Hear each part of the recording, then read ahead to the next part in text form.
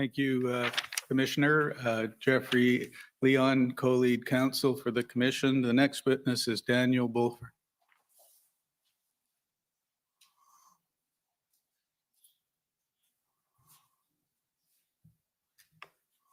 Okay, go ahead. Mr. Bulford, will you swear on a religious document or do you wish to affirm? On the Bible, please.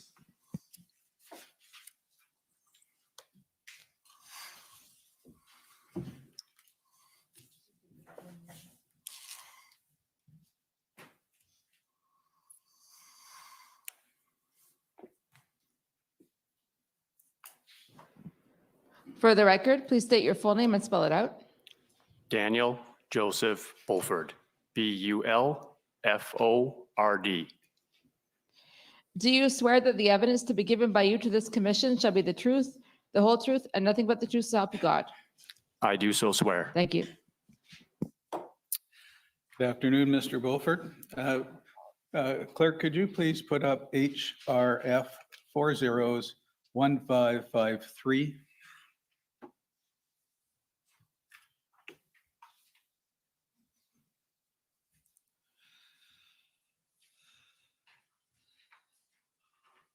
Do you recognize this as a statement that you prepared for the commission? Yes, sir, I do. Okay, we will put that in evidence. And if you ever need to refer to the statement while I'm asking you questions, you'll let me know, okay? Yes, sir. You can take that down now. I understand that you were born in Saskatchewan and resided in northern Alberta for several years. Yes, that's correct. And is it necessary that council speaks to the protection? He's already given that Okay, thank you. protection, Well, we but he can may just- want to do it again.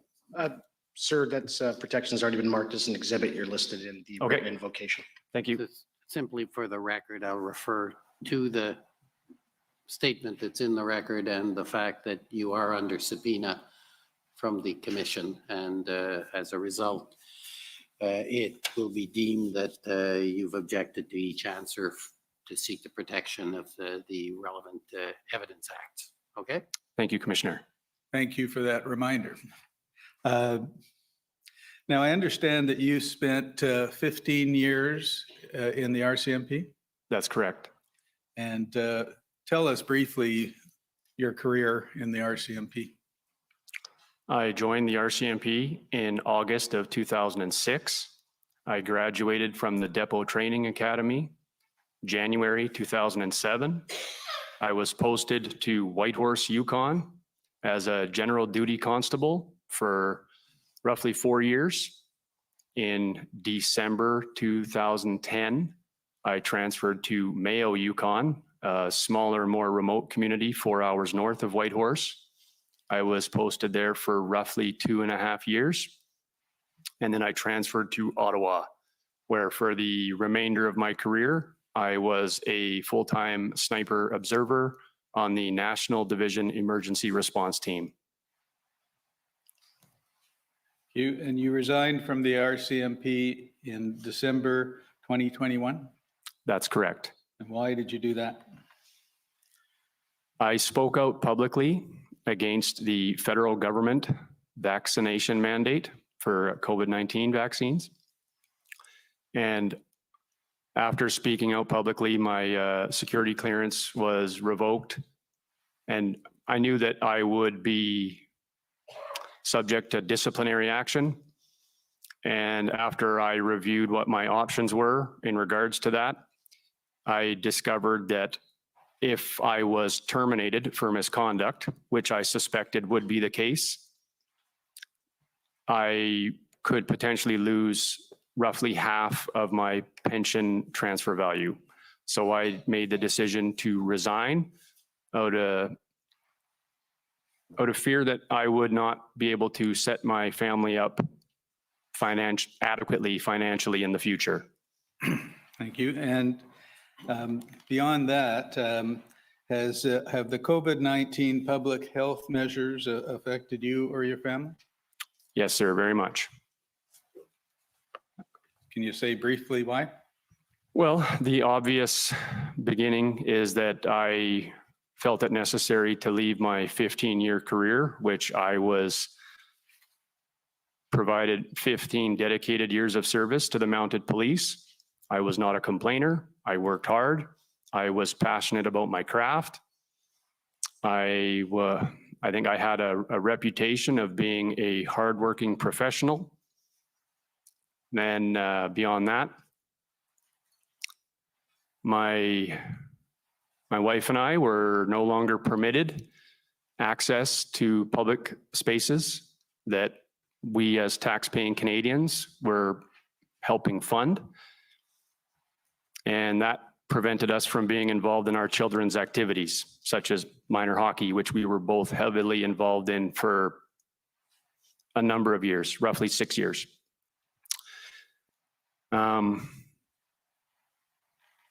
We couldn't travel to see our family in northern Alberta, which, living in the second largest landmass country in the world was problematic. So it's roughly 40 hours of drive time. And we lost neighbors and friends who were perfectly fine to have relationships with us until the vaccine passport deadline kicked in. And then we were no longer worthy to speak to. And beyond that,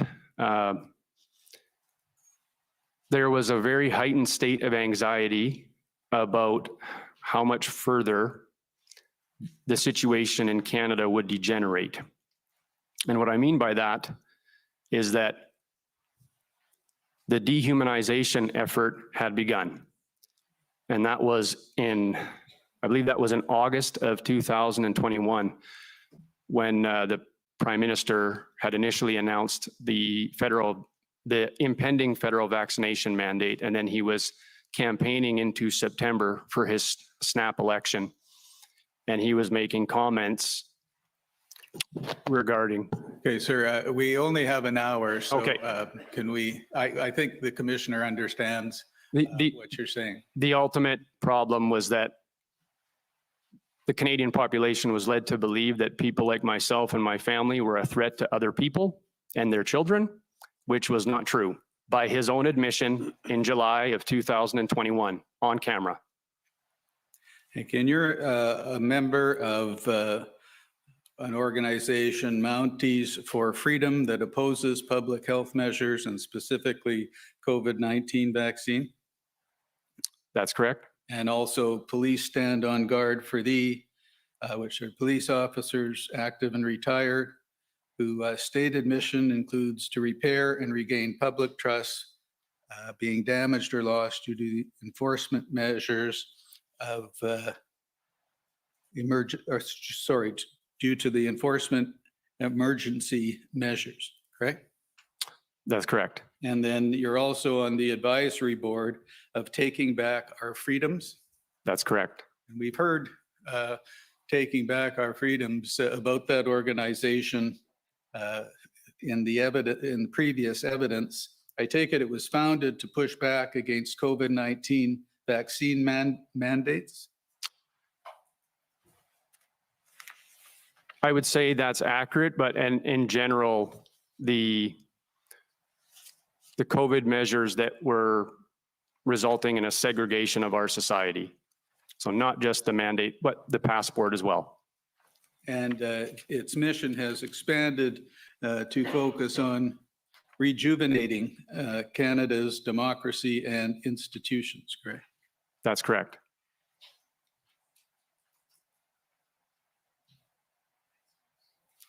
Now,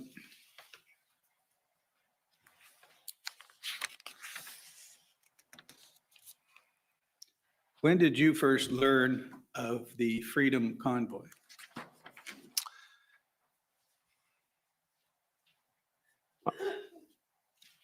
At least 1 week prior to its arrival in Ottawa. Probably before that, saw circulating videos on social media about its growing size and travel across Canada. And did somebody contact you to become involved with the convoy when it arrived in Ottawa? So initially,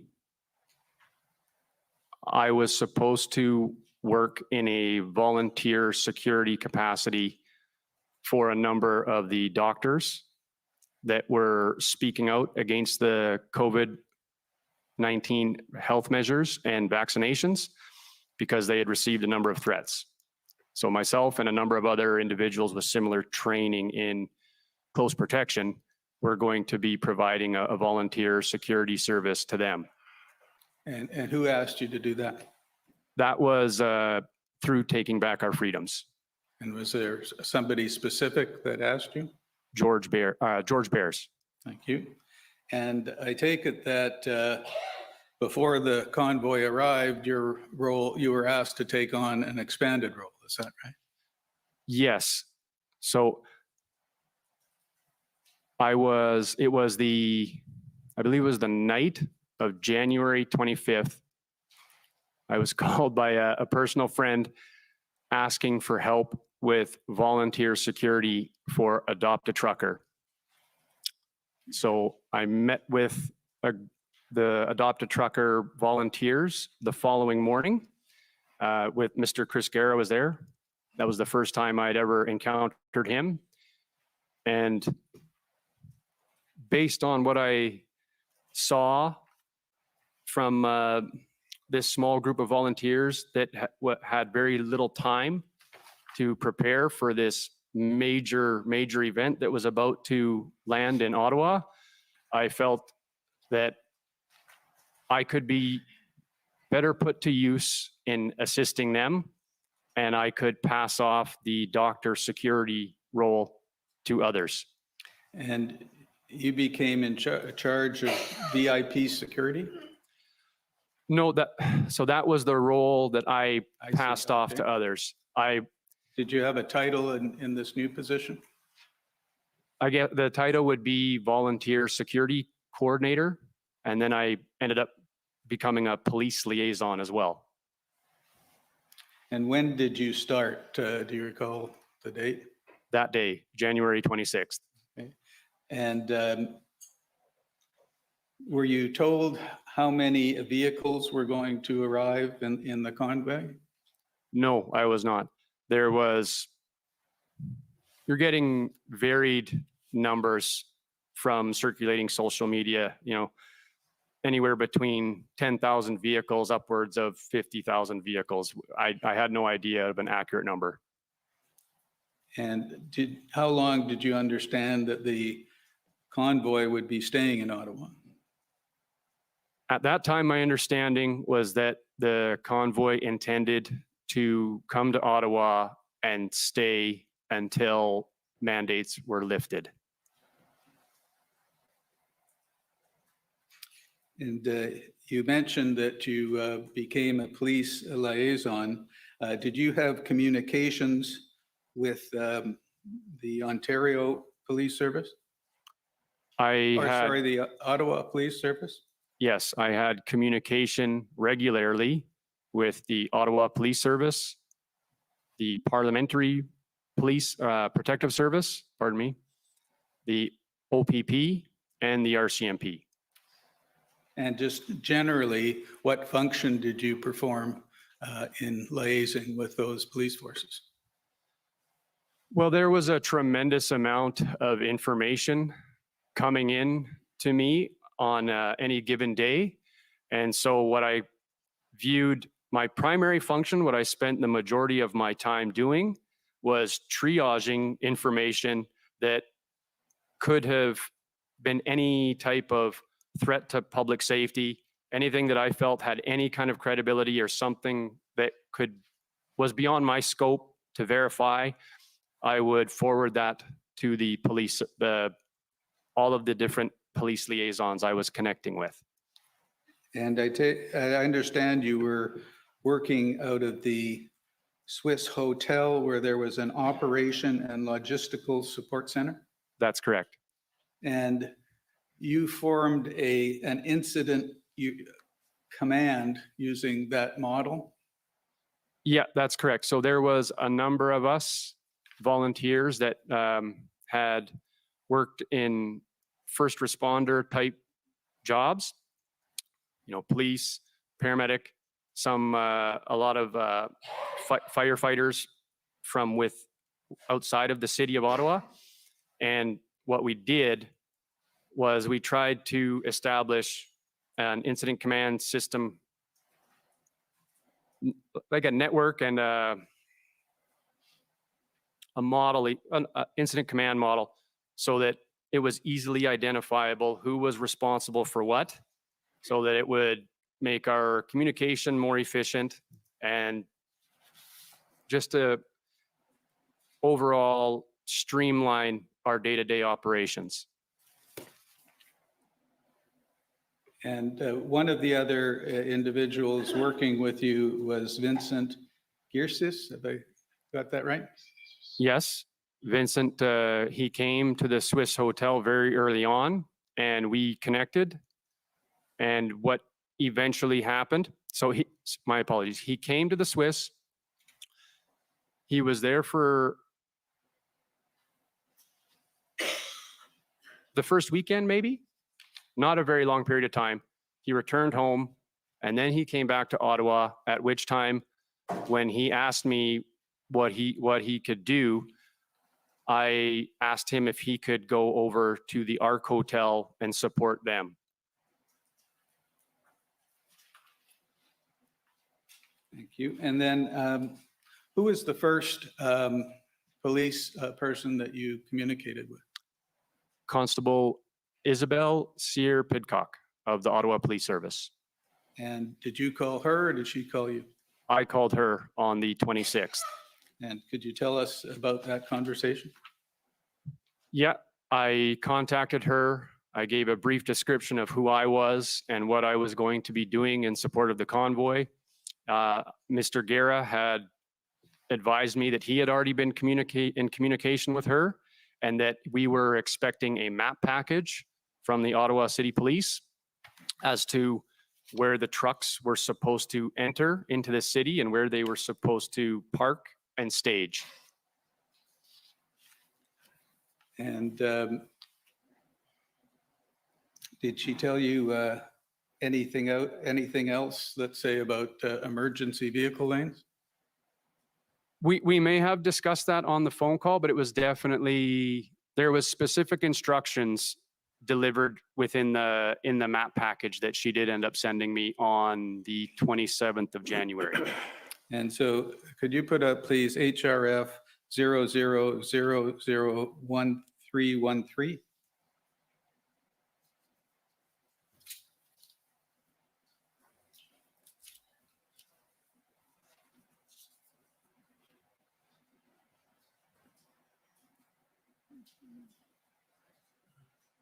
If you could go to the next page, please. Is this the map package she sent you? Yes, I believe so. And we see it says under Ottawa Truck Convoy, take direction from police whenever applicable, leave open space for emergency vehicle access at all times, no closed trailers permitted on Wellington near Parliament Hill. All staging areas must be kept an adjacent emergency access lane and emergency routes that are listed there, no convoy access at any time, correct? Correct. And did you communicate those instructions to anyone? Yes, I emailed this map package to Tamara Leach with the understanding that they would be receiving a briefing in Arnprior the night before entering the city. And how did you know to email them to Ms. Leach? Well, Ms. Leach had contacted me prior to the convoy arriving in Ottawa, not in regards to this, but for support with monitoring and responding to social media, which I said that I agreed that the Mounties for Freedom could help her with.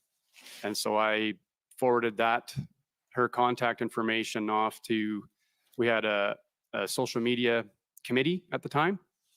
And then, so I was already aware that she was, like, I would describe her as the face of the convoy. And so that's who I communicated the map package to. Thank you. And if you can just scroll to the next page, please. This is one of the maps. There were 1, 2, 3, 4, 5 maps, if you can scroll up.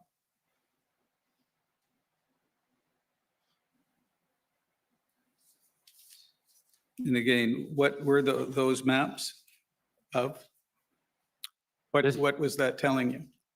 These are the entrance routes for the various convoys that were approaching from different directions, and where they would be directed to enter the city and where to park. And if we can go to the next page, please. This is from Constable Sarah Piddock, and it says routes to staging areas. And what did you understand that to mean? Exactly what it says. And so you knew that you understood there would be certain staging areas? I did. And if you can go to the last page, or sorry, the next page over. Sorry, yeah, there. There are certain instructions there, including no parking on Elgin Street from Wellington to Highway 417, and so forth. And all of that, you say you passed on to Ms. Leach? Yes.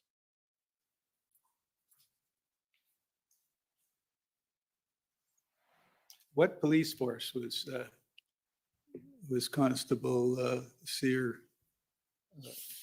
with? Ottawa Police Service.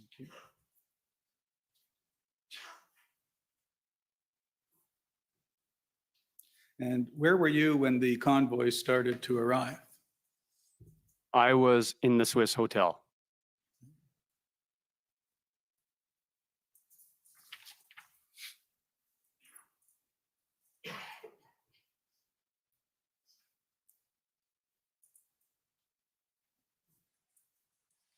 Now, we've heard evidence that from time to time, some emergency lanes were blocked, either on a short-term basis or, for example, on Kent Street on a long-term basis. What observations did you make about emergency lanes? I did see when I would do let's refer to it as a perimeter walk, that the only place that I ever observed that the emergency lanes were blocked was for roughly, I would estimate 2, maybe 3 blocks north and south on Kent Street.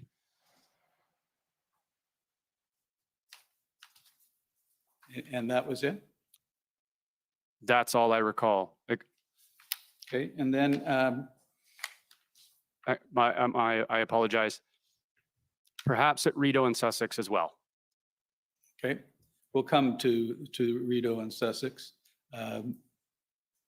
If you can turn up, please, Mr. Clerk, pb.nsc.can.401367. And go.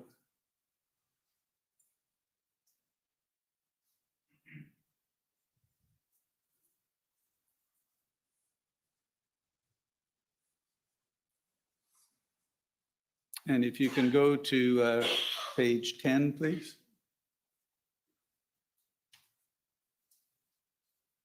A little further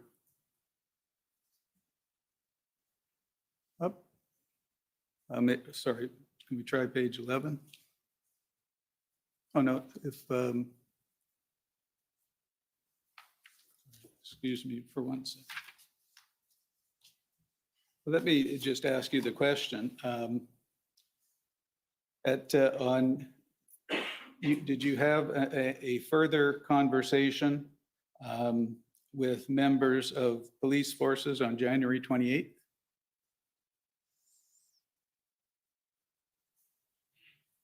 As referenced in this document? Yes, let me just turn it up for you. It's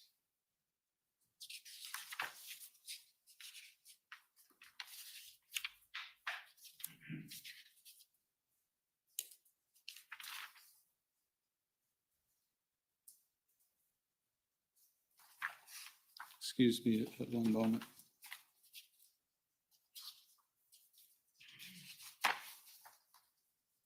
All right, it's page 11 at the bottom. You see, it refers to you, that you're organizing the volunteer security for the group warroomcanada.net. What was that? That was the initial website domain that Mr. Guerra was operating Adopt a Trucker through. And it says on Friday, January 28, 2022, you reached out to points of contact within the RCMP, OPP, and the NCRCC seeking information obtained via open source on the demonstration. Do you remember that?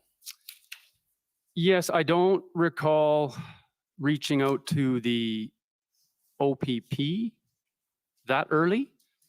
I could be mistaken, but I definitely reached out to Ottawa Police Service, PPS, and the RCMP. And when it references the NCRCC, that's a command center that was at my old building of work. Yes. And so the specific person I reached out to from the RCMP, I believed to be working out of that location. And do you remember who that was?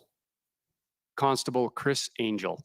And do you remember who you reached out to in the PPS? Constable Emily Gosselin. And did you reach out again to Constable Cyr Pigot? Yes, I believe so. And perhaps by that time, I already had learned of Constable Paul Askin from the Ottawa Police Service as well. Okay, and if we go back to the document, it says in his email, Bulford noted the single largest concern of everyone involved is that outside influences will attempt to instigate an action that will damage the credibility of the official convoy group and supporters. Why was that your main concern?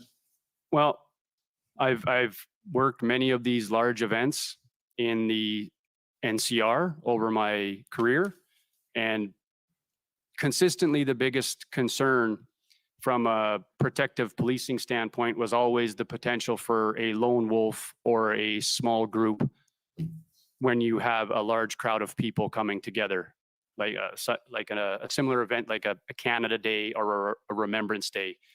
That was one of our primary function from my old unit, was to be in positions where we could observe anything of a suspicious nature that could potentially become a lone actor or small group attack. And I understand that you reached out to, on January 29th, to Sergeant Front of the OPS. Do you recall that? Sergeant Frost? I believe it was Front, or is the name Cross? The OPS, Ottawa Police Sergeant? Yes. That was a man by the name of Sergeant Pat Frost. Frost, I'm sorry, it was a typo. And what did you discuss with him? So that would have been very early in the morning. I received a call from some of the truckers down at the intersection of Booth and Sir John A. Macdonald Parkway. They were frustrated that they had been blocked from continuing further up onto Wellington, like up towards the Supreme Court. And so I went down just to see what would be possible. And while I was there, I ended up speaking with two of the young officers. One of the officers was a younger man. And I spoke to those officers asking if it would be possible to have some of the trucks that were extended along Sir John A. Macdonald Parkway to condense closer to the I'd call it the main body of the convoy, parked on Wellington at Parliament, and because there was a large gap. If I recall correctly, there was a large gap kind of around the Supreme Court of Canada, all the way down the hillside of Wellington, and then extending west Yes. to the booth and SJAM. And so those officers got me into contact with Sergeant Pat Frost. And so I met with him at the Ottawa Police Headquarters, and we drove around downtown Ottawa together, because he relayed to me that he had managed a large tractor protest in the city of Ottawa before.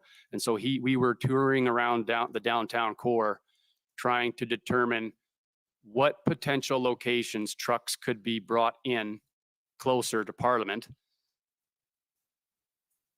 and establishing what was a hard no-go, like such as primary bus routes and emergency lanes.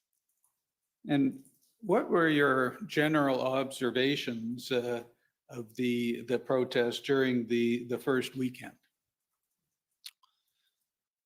Well, I didn't get out of the Swiss hotel very much those first initial days, but when I finally did, it was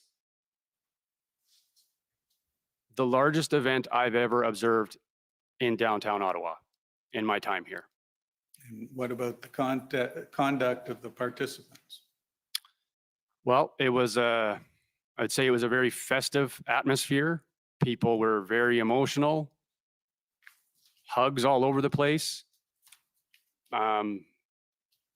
There was the crane stage truck had already been established up at the intersection of Metcalfe and Wellington by the time I got out for the very first time to go actually see it for myself. And so that's where I went, and it was incredible. The crowd was humongous, and people, if I recall correctly, the first time I got out was to actually go make a speech on the stage truck. And it was a very overwhelming emotional experience, because I felt that there was a sense of hope that Canada wouldn't go to a very dark place. And what was your speech about, just very generally? Well, I know that I included some of those remarks in my speech, that prior to that convoy, I was ready to leave the country. My wife and I had discussed that at length, moving somewhere where we would be, treated as an equal citizen, and especially for the future of our children. And that seeing the convoy and the rallying of support behind it all across Canada restored my faith in Canadians, that they weren't just going to let Canada degenerate further. Did you talk about security issues or behavioral issues? I did. I gave a thank you to the first responders, and I even kind of tipped my hat slightly to some of my old colleagues that were up on the roof of the Parliament buildings doing overwatch, saying that I know a lot of these people, they're good people, and they're here to protect us too. There was a great deal of mistrust of the police. And I reminded everyone, or advocated for everyone, to remain lawful, peaceful, and lawful at all times, so that the government and the media could not label us with similar derogatory terms that they already had. And if we could go put back up, please, HRF 401553. And if you can just scroll through that to the date February 1.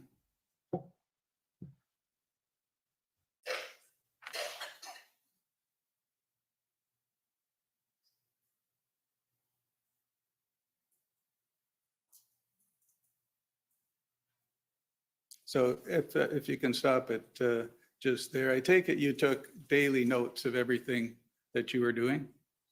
Yeah, I tried to document as much as I could. And that's all set out in your statement? Yes. And so, for example, you were dealing with issues like if you identified on February 1st, or you received a call about an aggressive unidentified male at Wellington and Metcalf, and you reported that to the police, correct? In the first paragraph there? Yeah, I don't recall if I called the police. I think people that were present at the stage truck at the time called the police. And if you just keep scrolling, please, you'll see there's a number of events or issues that you dealt with on February 1st and then into February 2nd. And then if we come to February 3rd, could you put up, please, HRF 401287?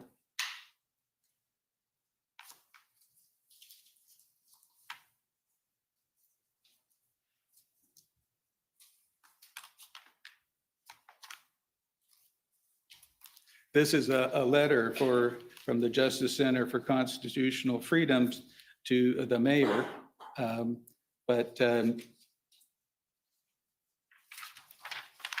It refers on page 2 to a press conference that you gave on February 3. That's correct.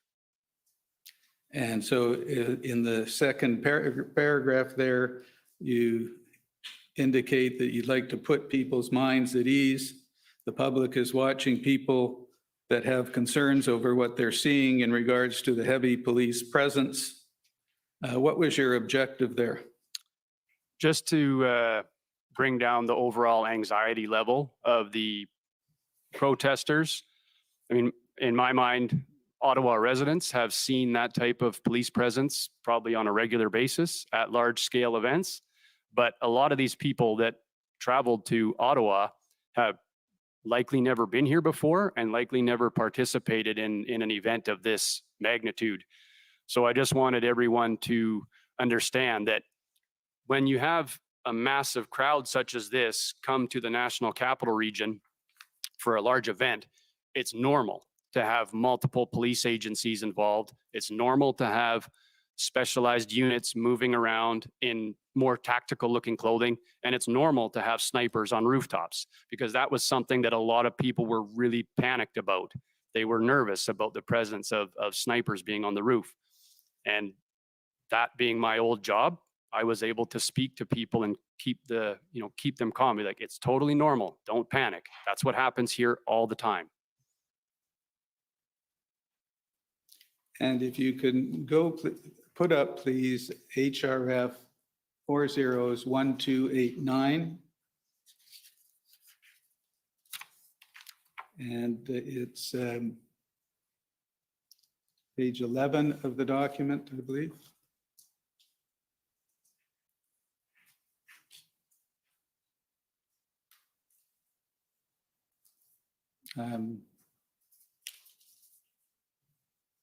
Sorry.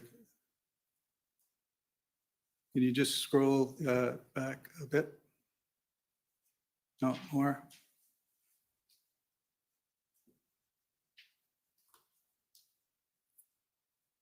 I scroll up then, sorry about that. No, the other way, please. Yeah, keep going, please. More. This, keep going, please.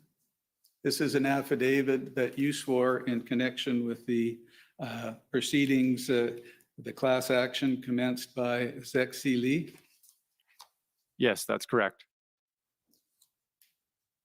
And you talk about at paragraph 7 and 8, if you can scroll there, about a complaint from an Ottawa resident about honking through the night. Yes, that's correct. And you say you told him that quiet hours from 8 p.m. to 8 a.m. had been put in place.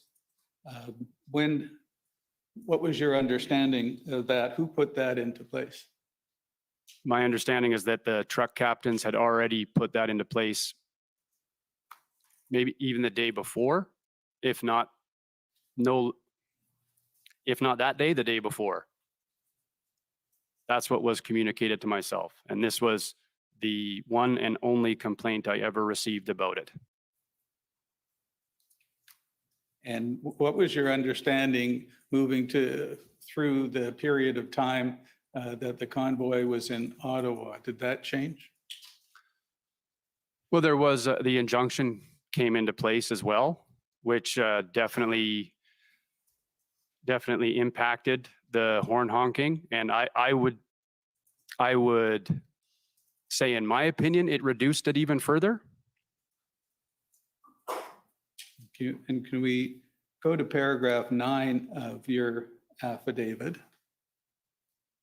You say there, my primary concern is individuals or groups with potential to deliberately instigate conflict with the Freedom Convoy movement and to discredit the Freedom Convoy.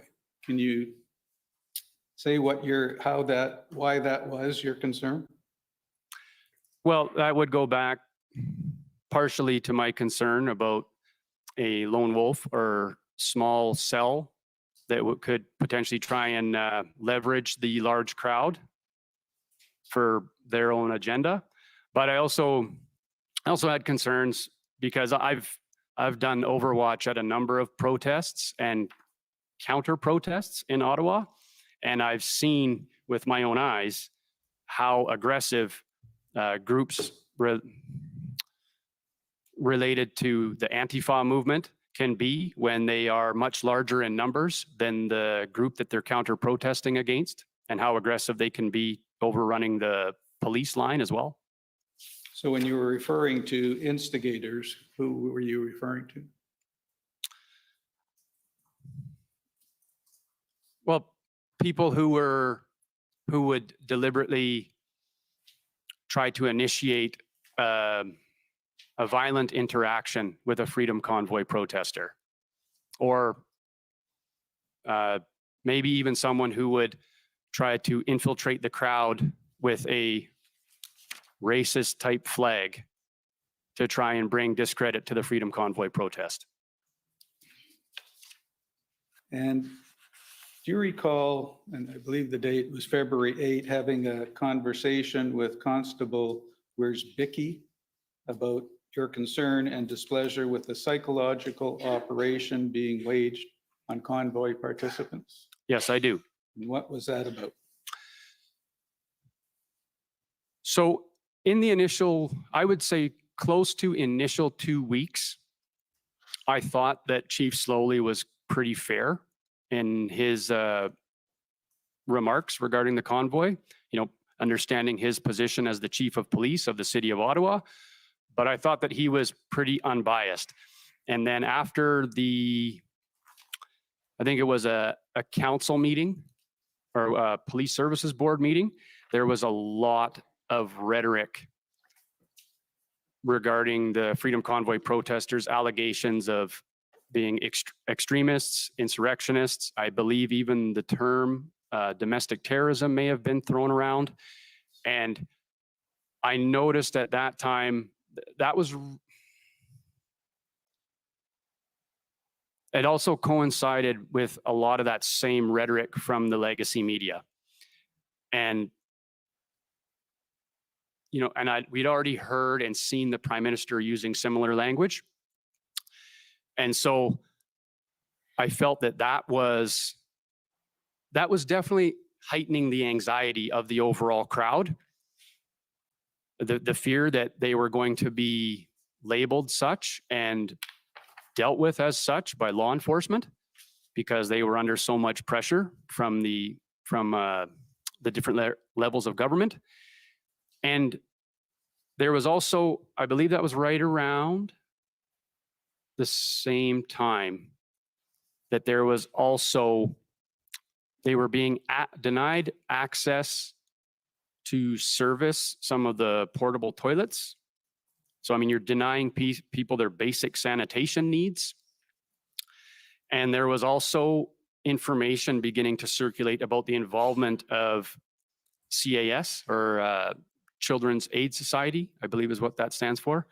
And that to me was a clear red flag to me, that if you are deliberately trying to provoke people to take action, if you make them believe that you're going to take their kids away, that's going to elicit a very strong emotional response. And I believe that that was deliberately done in order to bully the Freedom Convoy protesters. And we can put up, please, document HRF 50568.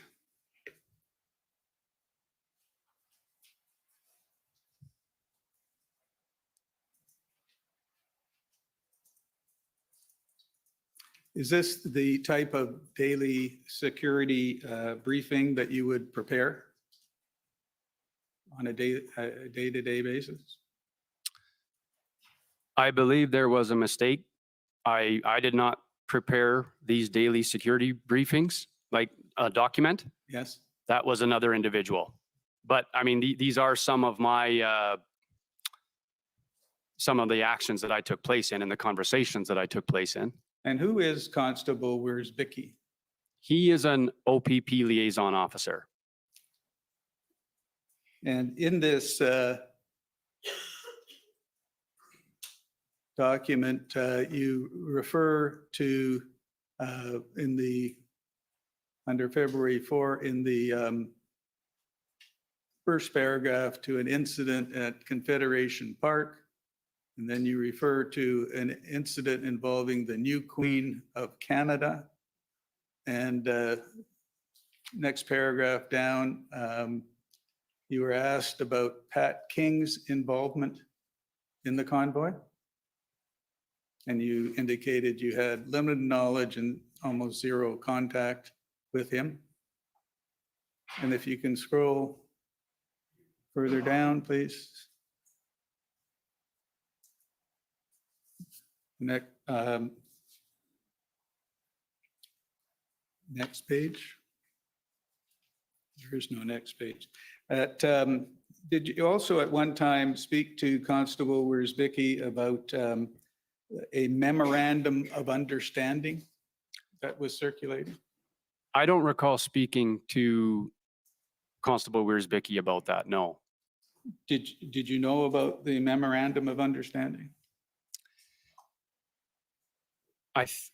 Yes, I had heard about it, and I think I may have seen it circulating online ahead of the convoy.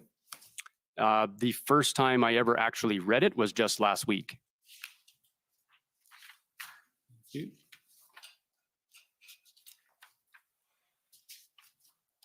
And you mentioned the intersection at Rideau and Sussex. Did you have occasion to go to Rideau and Sussex?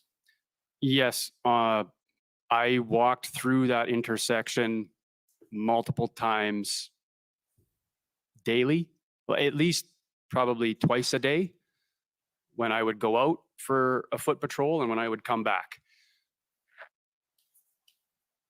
And what were your observations?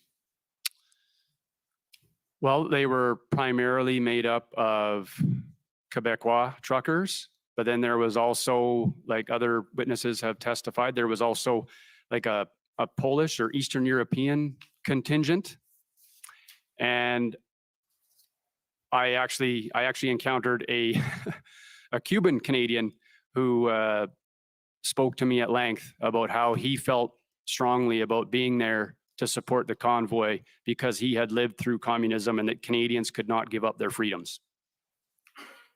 And were you there at any time when there was attempts to move vehicles from Rideau and Sussex? No, I was not.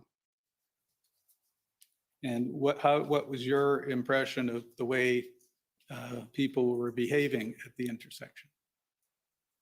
Well, on weekends, they would have a stage and music, and they would have like a nightly dance party on definitely on the Friday and the Saturday night, typically, is what I recall.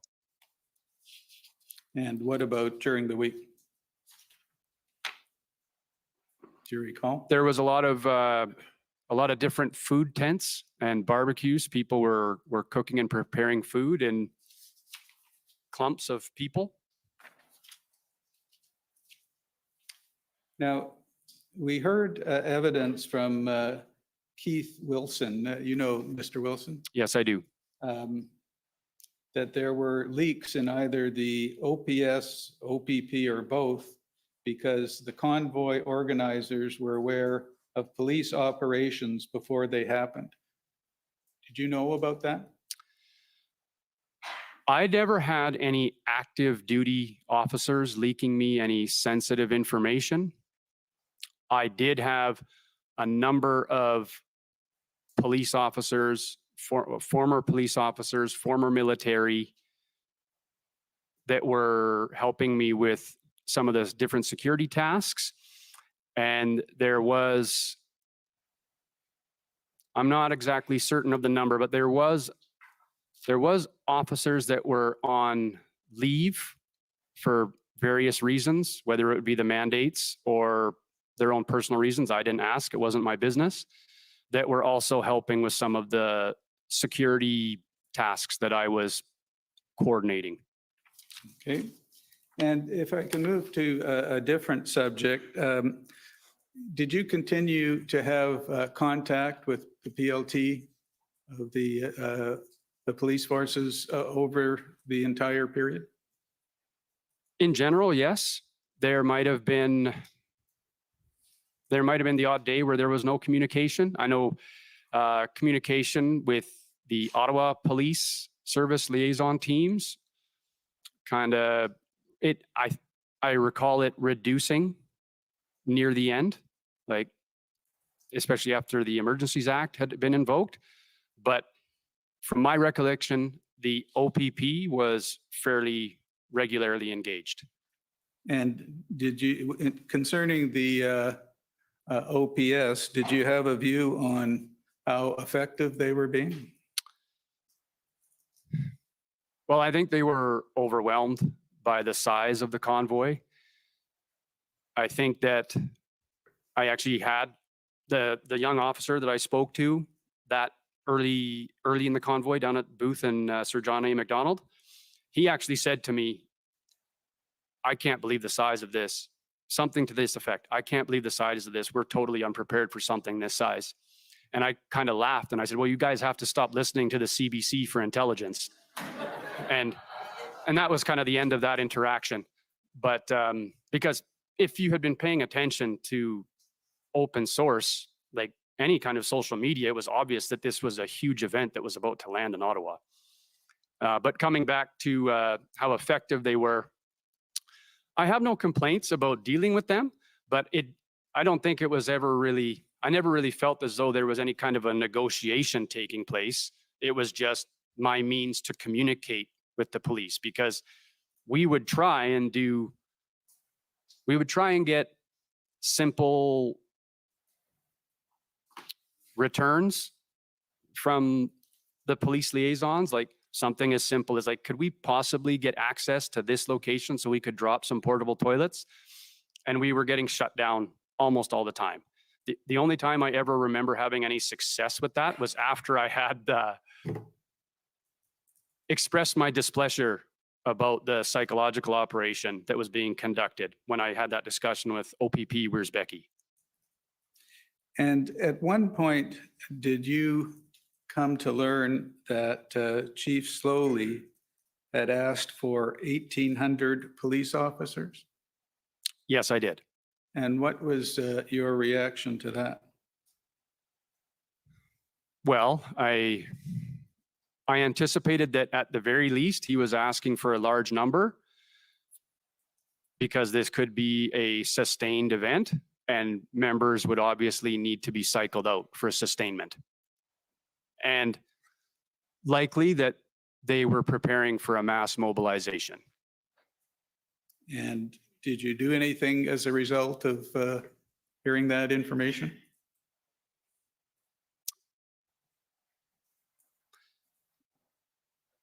I mean, we had discussions about it. It didn't change what my role was. My task was to just continue trying to keep things as safe as possible. And were you aware of negotiations that were taking place between the leaders in the convoy and the mayor? I was made aware of that after the fact. Okay.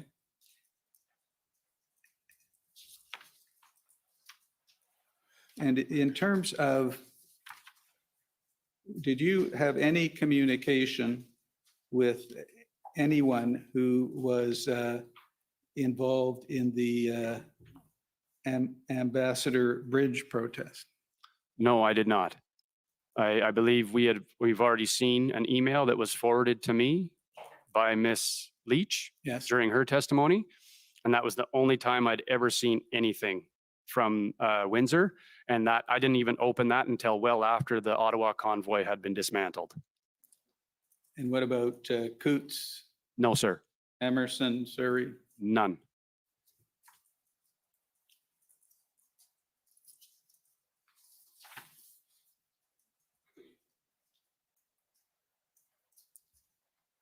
Now, at what point do you recall learning that the Emergencies Act was to be invoked? I believe the day that it was officially announced by the federal government. Did you hear anything about it prior to that date? I think there was discussions, people wondering if it would be. And my thought process was that, well, I would not be surprised if it was, because the city had declared a state of emergency, the province had declared one. To me, it would not surprise me in the least if the next logical step was the federal government. And do you recall, subsequent to the invocation on February 16, holding a press conference? Yes, I do. And that was with Mr. Gerses and Mr. Cornell? That's correct. And who is Mr. Cornell? He's one of the members of the steering committee for the group Veterans for Freedom. He's a combat veteran. And if I can just read you what I understand you said at that press conference, the emergency order clearly states that the protest is allowed to continue if the protest is peaceful. The government is trying to order the police to use force against peaceful protesters. We call on our fellow Canadians to come to Ottawa to exercise their legal right to assembly and protest. The more Canadians that come to Ottawa, the harder it will be for the police to carry out the government's illegal order. Is that something you said? That's correct. And did you receive advice as to your interpretation of the emergency order? Yes. We'd Right. received a briefing from the legal team that, based on, I believe it's Justice McLean's ruling, that as long as people did not come to Ottawa to engage in violence, disrupt trade, or block critical infrastructure, we still fell within the confines of a lawful protest. And did somebody request that you give this press conference, or did you do it on your own initiative? Well, I was working with the media relations people from early on. I think like you mentioned, that my first press conference that I attended was on February 3rd. And so I did a number of press conference events during my time with the convoy. And at this point, isn't it fair to say that you believe that enforcement action could come at any time?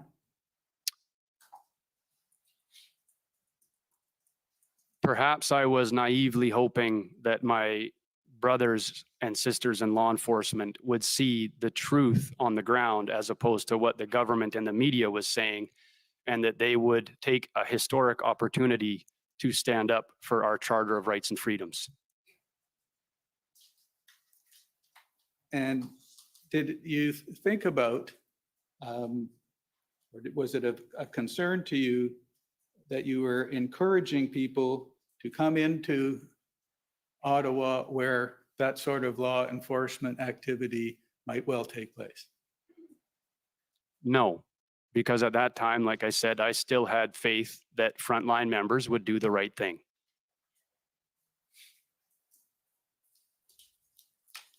Now, my understanding is that on February 18, your wife advised you that you were going to be arrested. Yes, that's correct. She advised me that she had received a text message from one of our neighbors that the news was reporting that the police were looking for me to arrest me. And if we turn to the document PB NSC CAN 408924.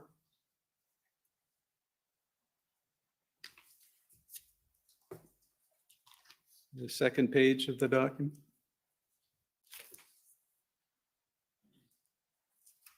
This is an RCMP document, and if you look at the bottom of the page, you'll see information collected. Freedom Convoy organizers held a press conference at 13:30 hours. Participants included, and that's blanked out, spoke to the same theme. And you see what it says there about Canadians still being allowed to come to Ottawa with their children to engage in peaceful, lawful protest. Is that what you said at your press conference? Yeah, I believe that's accurate. And you'll see the last paragraph there. All three individuals have contravened to Section 5 of the Emergency Measures Regulations by inviting a person to participate in an assembly that may reasonably be expected to lead to a breach of the peace. Now, I can come back. Were you arrested on February 18? Yes, I was. And can you briefly tell the commissioner about that? Well, after the press conference, and my wife showed me the text message from our neighbor, I left the Lord Elgin Hotel. I walked down to Rideau and Sussex, where I knew that the police action had already begun. Initially, I encountered the Sûreté de Québec. No one would respond to me. So then I realized that there was RCMP, a line of RCMP officers over closer to the Senate or the old train station. And so I walked over to them. I approached the line. I presented myself and I said, something to the effect of, I hear that you're looking for me to arrest me. Is that true? And then I was arrested for mischief. And were you ultimately charged? No, I was not. Were your bank accounts frozen? Yes, they were. Can you tell the commissioner about that, please? To my recollection, we realized that our bank accounts were frozen. So 2 different banks and a primary credit card. I realized, how I recall it going was that accessing online banking with our primary bank, and it was just like a blank dash where the account balance would normally be. And then I believe my wife confirmed with the other bank, attempted to use the credit card and it was declined. And my wife spoke to a banking professional, a friend of ours, to ask if with our accounts frozen, would our mortgage payments and automatic withdrawals still be paid? And we were advised that it would not be. And so I would say roughly a period of 5 to 6 days, we were completely dependent on what cash we had. And after that, how long were your accounts frozen? I believe my accounts were unfrozen on the Tuesday, the 22nd or the 23rd of February, after the Emergencies Act had been revoked. So they were frozen for how many days? I believe I realized they were frozen on the 17th. And then I think that was the Thursday. I didn't receive any kind of notification about it until I think the the bank, one bank, called me and left a voicemail message on the Saturday. And then it was unfrozen after the Emergencies Act had been revoked. And were you able to meet your day-to-day expenses during that period? Well, fortunately, we didn't have a whole pile of expenses that we had to incur during those days, but we had some help from some family. Okay, thank you, sir. Those are my questions. If I may add one thing about the accounts being Yes. frozen. I was never notified by the police that my accounts were frozen, contrary to what was said to Parliament by the RCMP when they testified in committee. Thank you. Thank you. Okay, next we have the Ottawa Police Service, please.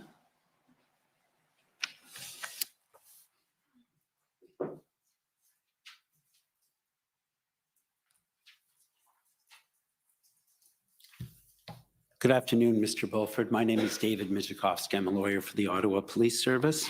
Good afternoon, sir. Good afternoon. You talked about your interactions with the PLT, and I gather from reviewing your statement, you had many interactions with the PLT. Is that correct? That's correct. And they were very helpful? I think they desired to be, yes. And you had the sense that they wished they had more ability to negotiate? Yes, I would say that's accurate. I do recall, you know, when there was attempts to negotiate, occasionally receiving the reply that that wasn't their decision to make. Right.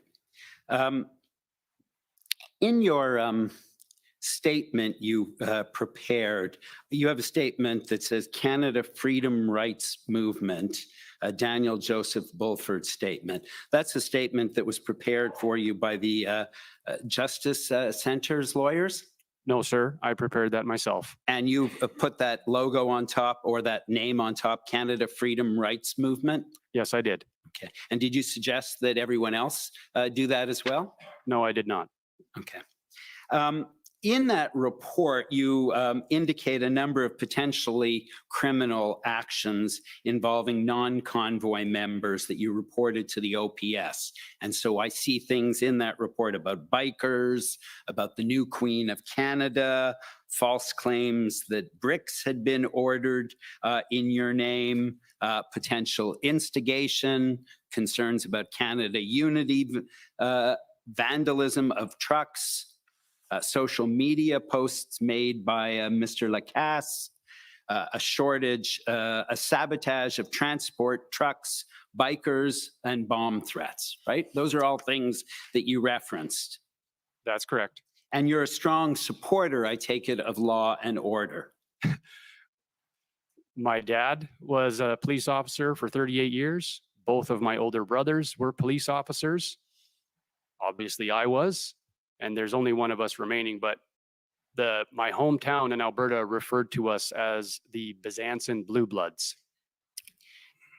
And I know from the Ottawa Police Service institutional report that I won't turn up in order to save time, that during the period of the convoy, there were a number of criminal charges laid. In fact, we know, and it's on page 14, that there were 533 of them according to Schedule C.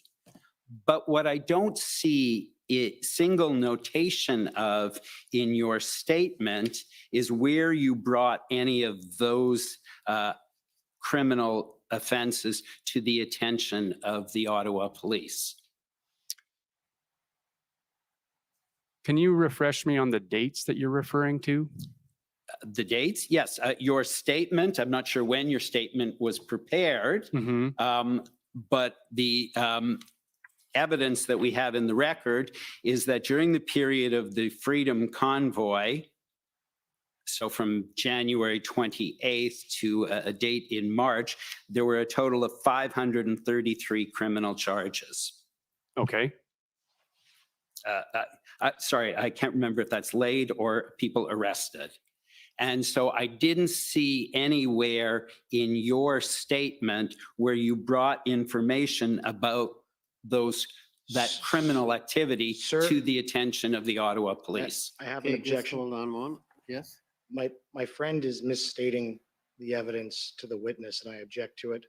On that basis, the evidence is that the vast majority of charges were laid after the fact, and that actually, at least based on the one document and evidence, criminal charges that existed at the time before the invocation were only about 19 of charges laid.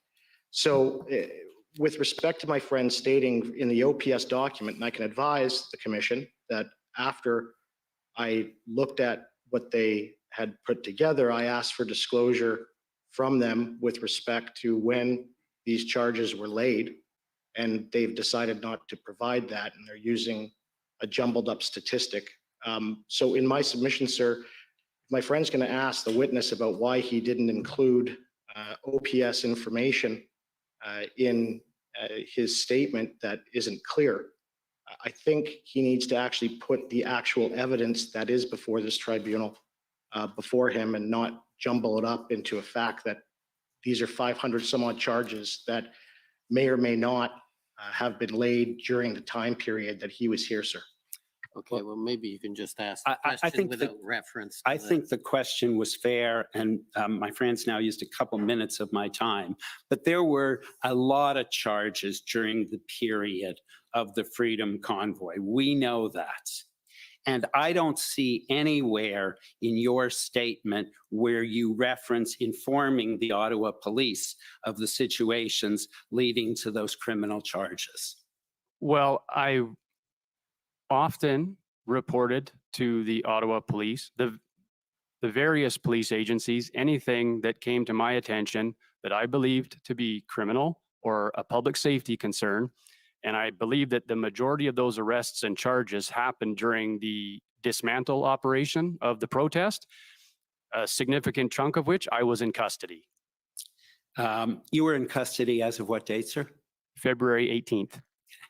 Well, the record will speak for itself. And so in your statement, in paragraph 80 of your statement, you say you did everything to cooperate with the police and to maintain public peace and police safety. Is that correct, or is that incorrect? That's correct. Okay. And so I also note that in the institutional report of the Ottawa Police, that the communication center received many emergency calls from businesses to have protesters removed because they weren't wearing a mask, to deal with complaints about being harassed while walking on the street with masks, to complaints of being sexually harassed and threatened. I see as well that questions were asked about OPS's enforcement plans. I see as well that there were noise complaints that were received and requests for charges against the protesters. And I don't see anywhere, sir, in your statement where you reference any of those things. Well, sir, that's not my job to handle the call volume that the Ottawa Police receives. And there's a lot of allegations that I've heard during testimony at this inquiry that I have no knowledge or have not seen any real evidence of. I'm not suggesting that it's not possible, but people were not calling me to report criminal offenses to the police. Okay. You've heard the evidence of councillors McKenney and Fleury. Yes.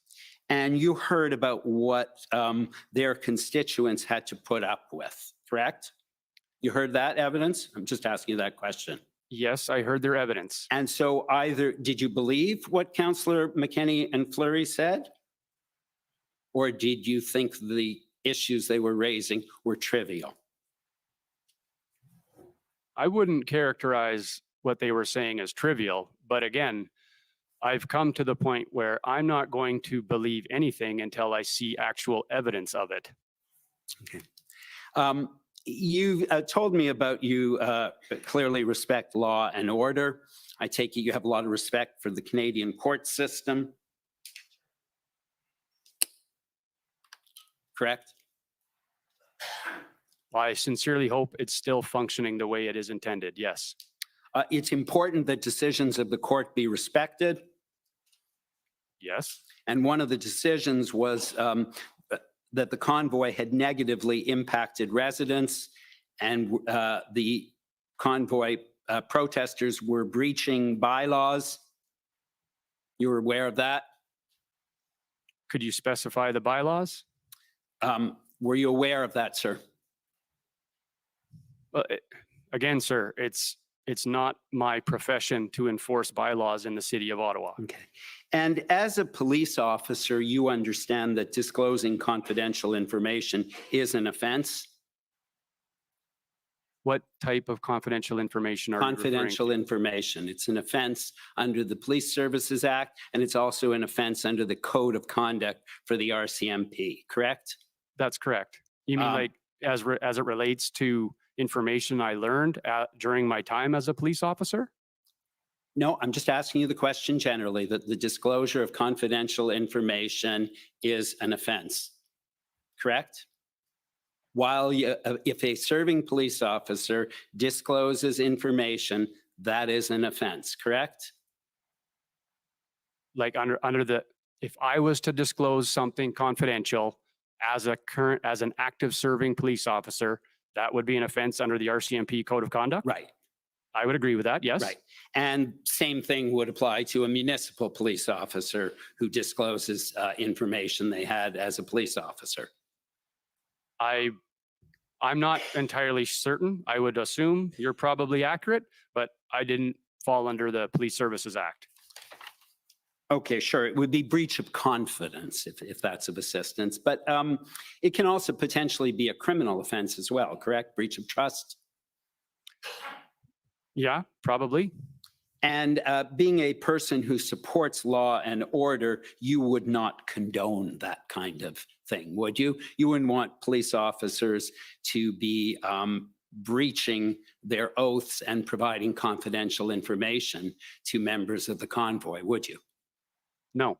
And so Mr. Wilson, in his witness statement, talks about people working at the Swiss Hotel. That was where you were? That's correct. And so he said there were former law enforcement officers, they had radios, maps. Many of these ex-service personnel were connected and brought in intel. Wilson is unaware of the sources, but the Freedom Convoy was receiving leaked information from law enforcement.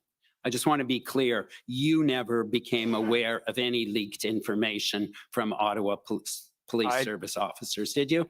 I will be 100% clear. At no time did I receive sensitive information from an active duty Ottawa police officer.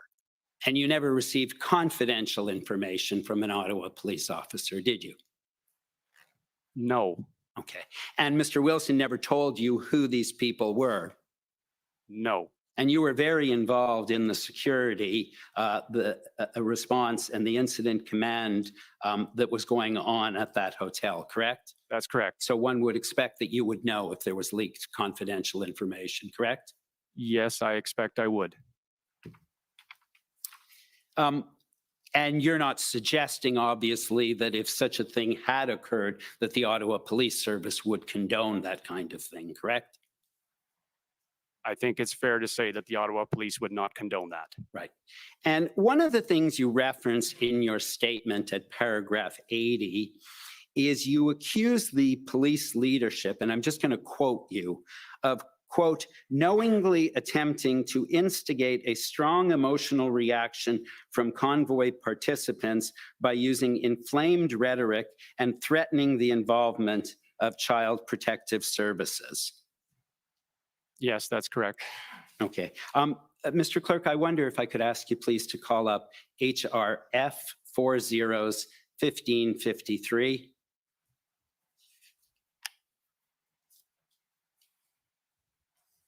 And if we go to page 22, please.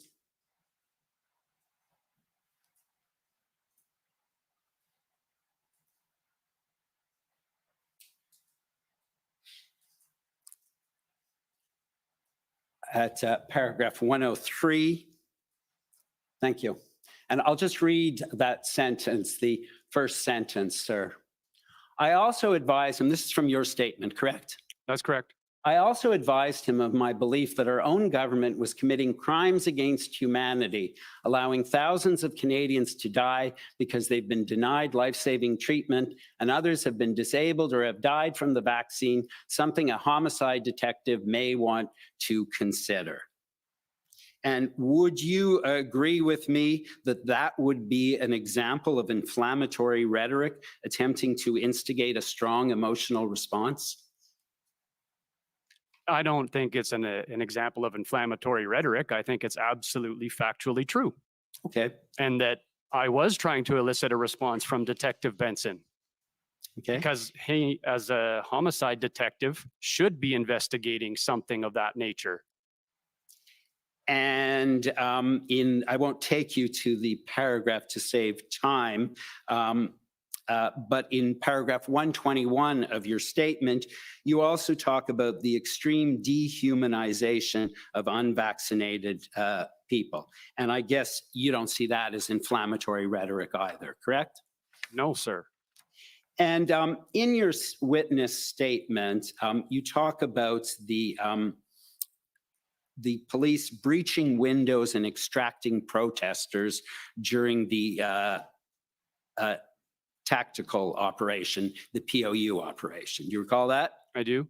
And you know, of course, from your experience in law enforcement, that it's easy to be an armchair quarterback and say what's wrong with the police carrying out a tactical operation after the fact, correct?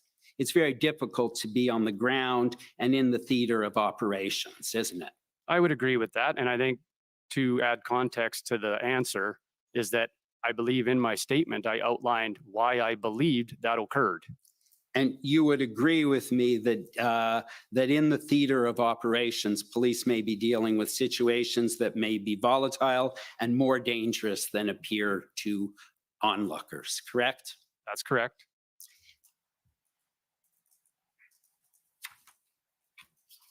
And you're aware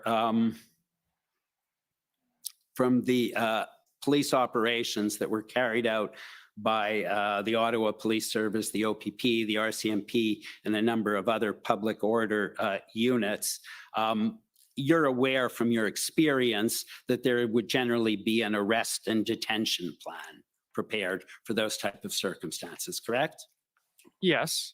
And so OPP 04 OPP 404286, if we could just briefly call that up.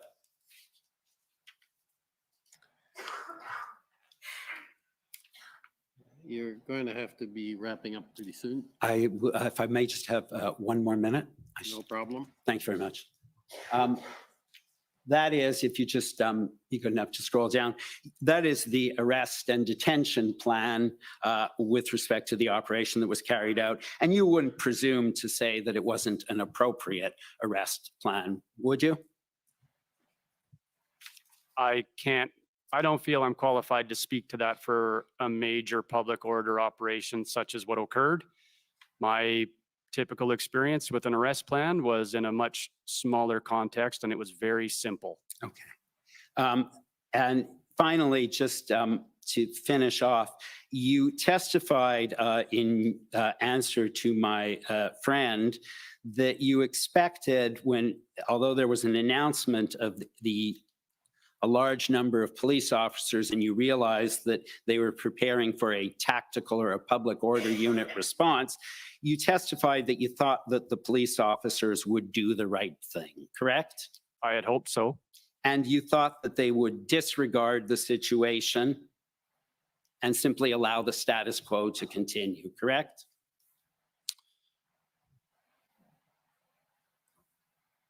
Yes, I had hoped that they would see through the false narrative and stand up for us and do what was right and protect us. Thank you very much. Those are all my questions. Okay, next is the Ottawa Residents Coalition.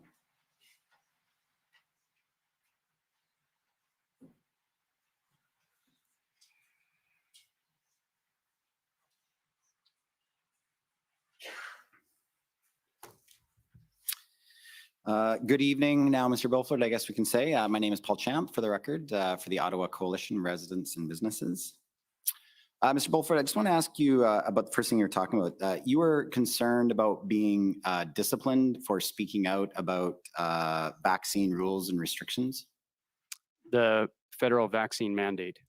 and you were concerned about being disciplined for speaking out about that? Yes, I was. Well, I'm very sorry to hear that. I think that would have been totally inappropriate.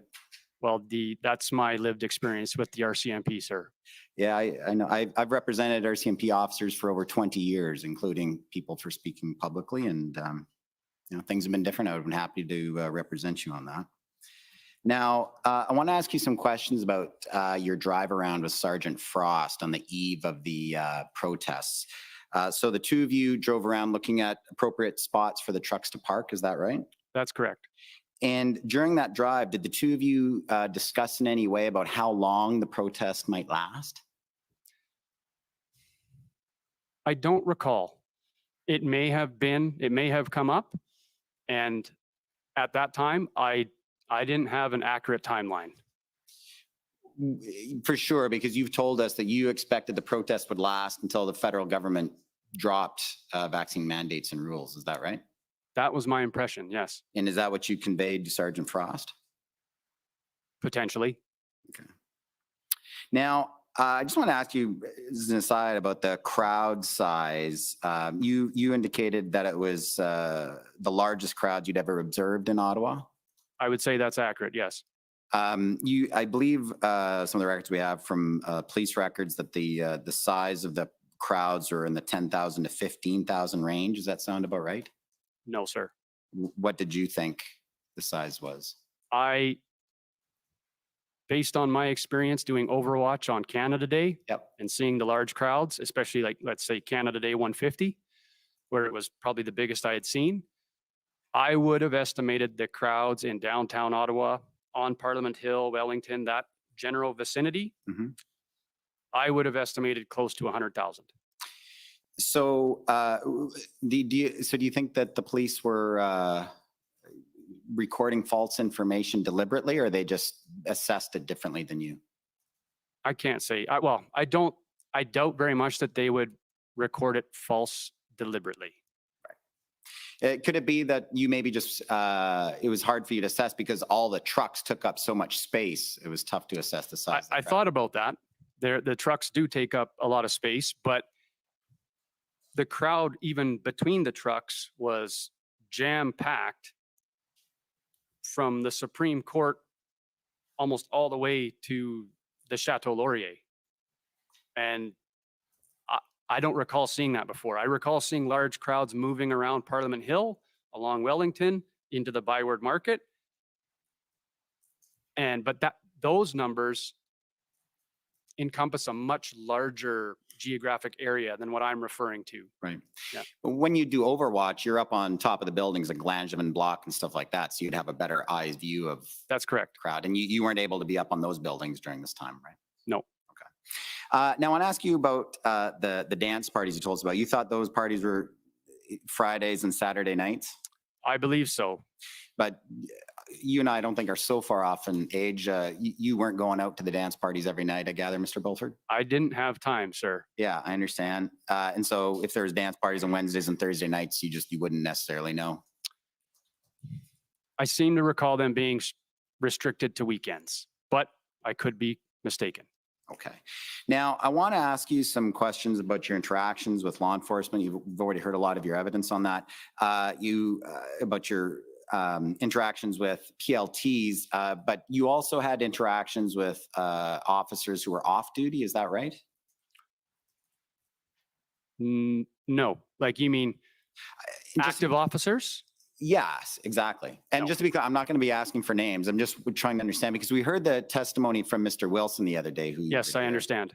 And I just want to understand it. So is Mr. Wilson getting that information from others? I can't say for certain, but all of the officers that were supporting me in a security context were either off work for their own personal reasons, Right, or they had left their service. right. They had made a similar decision to me and had decided to leave policing. How many people are we talking about here roughly? A dozen? A dozen? And so each one of those officers would have had their own network of contacts in law enforcement. Is that right? Possible. And could have been getting information from current law enforcement? I don't know, sir. But you have to remember, it wasn't just, like, it was people from all across Canada, Mhm. from multiple agent, like they had worked for multiple agencies. It wasn't just one service. I want to ask you about a different topic, Mr. Bulford. Now, the convoy organizers, Ms. Leach, Ms. Barber, others, yourself, you were doing everything possible to convey to protesters to refrain from any kind of violence, correct? Yes, I would say so. But you because you were security, you were dealing with threats at times. Is that right? Yeah, but not threats from within the convoy protest. Most of the, anything that I was receiving that was information of a public safety concern was typically someone who was committing a criminal act or potentially a criminal act against the protest. Right. There was one or two instances where there was some vehicles that people had reported that they were Right. kind of presenting the idea of blocking intersections. Right. And those instances were reported to me by convoy protesters, which then I passed on to the police because we were trying to act within the confines of, we do not want to block all of the intersections. But Mr. Bulford, my understanding, you were concerned and were doing what you could to protect the convoy organizer leaders. Is that right? Were you coordinating with some of the other officers to ensure that Mr. Barber, Ms. Leach, and so forth were safe? Miss Leach did end up getting a former military member Yeah. to provide some security for her Yeah. because she had received a number of death threats. Right. Other than that, the only people that were really receiving like a close protection detail, if you Yeah. want to call it that, Yeah. were the doctors and former Premier Peckford when he was in town. Actually, 3 of the doctors in particular had received a number of harassing, or they had been subject to harassment and a number of threats themselves. Right.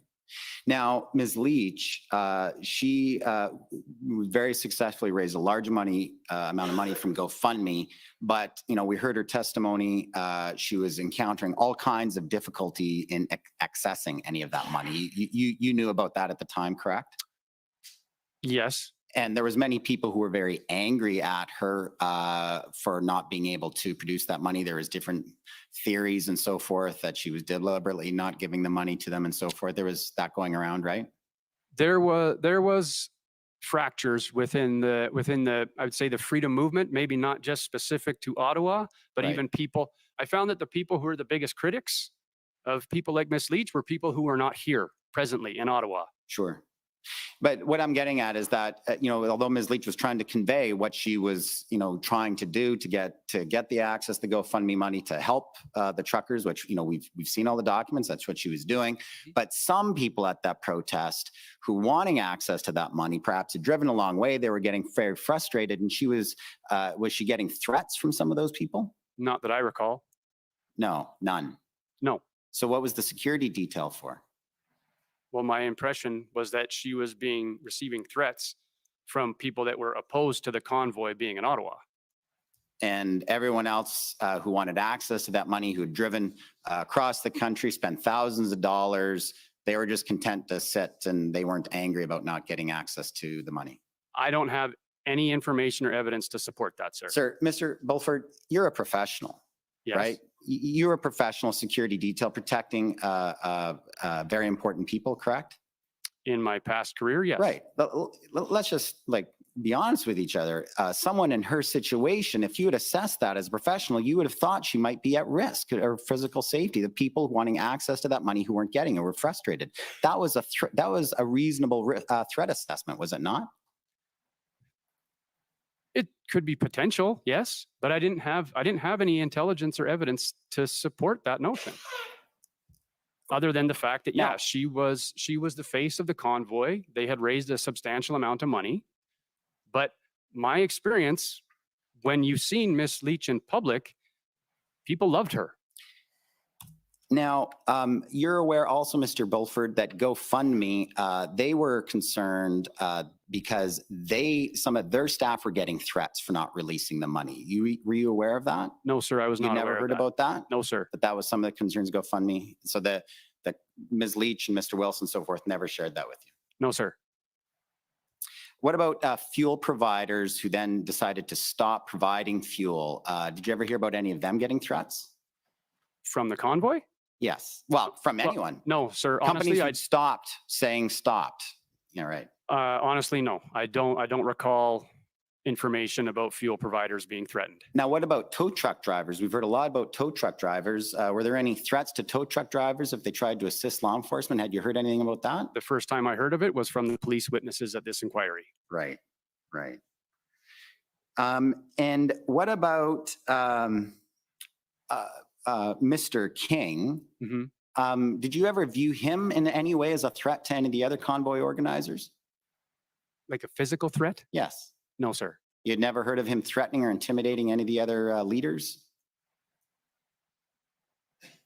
Mr. King came to the Swiss hotel one evening angry, and he ended up in a verbal altercation with Chad Eros, I Mhm. believe. Mhm. I didn't learn about that until the following day. I was not there when that occurred. Mr. King had a couple of very large people with him and was intimidating Mr. Uros? I don't know who he had with him. Okay. I mean, Mr. King is a large man himself. No doubt. Now, what about media? Now, I know obviously you're not very supportive or don't consume what you call legacy media, but you were aware and heard of that reporters for some of those organizations downtown were often being threatened while they were down trying to cover the convoy demonstrations. You were aware of that, Mr. Bulford? I was not aware of that. I did learn that I believe the RCMP may have been providing security for some of those reporters. I saw one video just recently, like within the last 2 weeks, where I think Mr. McGregor, people were yelling in the background while he was trying to give a broadcast, but Right. that was the first I'd ever seen of that. Or Mr. Raymond Fillion with TVA was pushed to the ground? I was not aware of that until you just said it. Or Mr. Evan Solomon from CTV News had a beer can thrown at his head? I was not aware of that either. And you hadn't seen any of the other videos or just on your own walkabouts, ever seeing reporters for CBC or Global, whatnot, of crowds swarming around them and yelling at them? No, not that I recall. I remember Okay. some Okay. mainstream reporters approaching me the night that Miss Leach was arrested when we were standing up by the stage truck, and they were trying to ask for interviews and I just declined, but I don't recall anyone being threatening towards them at all. Okay. So we didn't see any of those things. No, sir. Okay. And then the legacy media, as you call it, you believe that they were misrepresenting the convoy. Is that right? Yes, I do. And so when you say legacy media, you're talking about CTV, CBC, Global News, Post Media, all of those?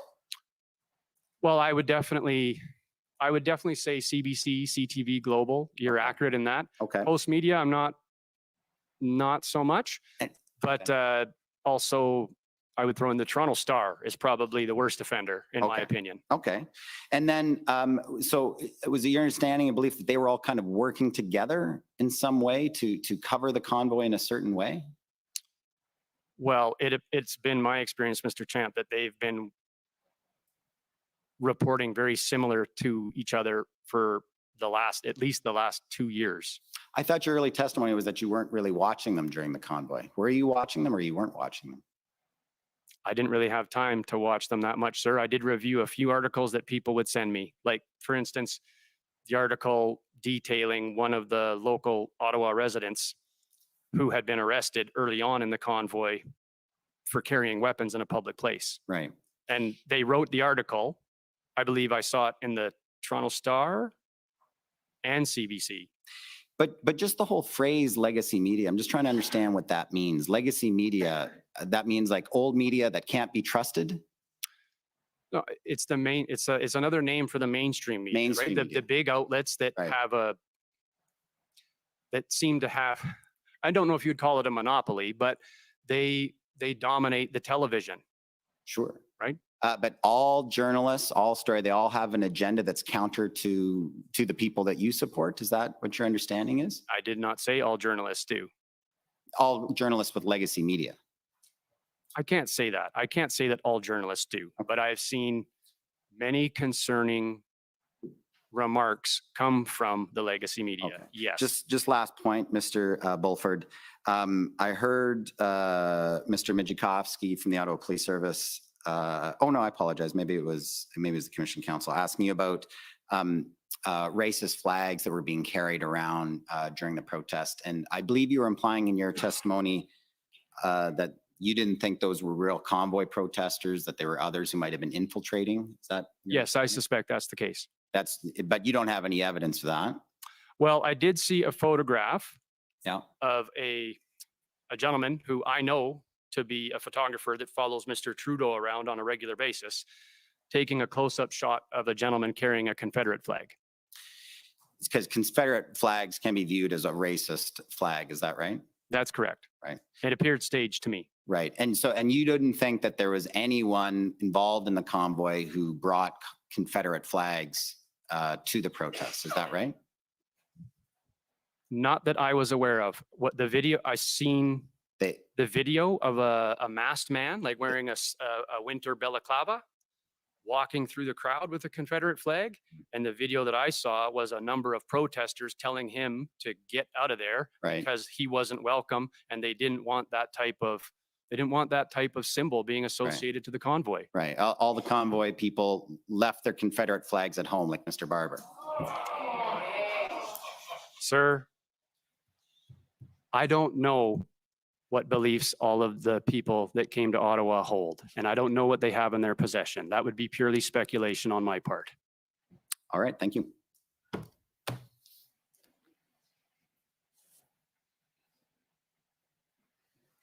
Government of Canada, please.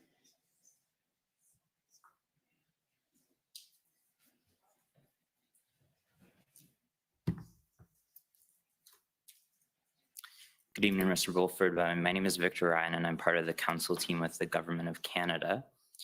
You already testified to your previous history of service with the RCMP, but I'd just like to go back to it briefly. You stated you began your RCMP career with a posting with M Division in Yukon, correct? That's correct.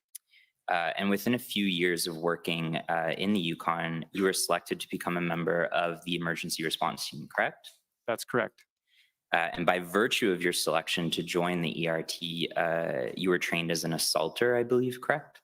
Initially, yes, And then as a sniper. that's correct. And would you agree with me that the selection process for an emergency response team is highly competitive? Normally, yes. Okay, because ERTs are responsible for resolving incidents beyond the capabilities of regular police, in part due to the increased risk of violence that they can face.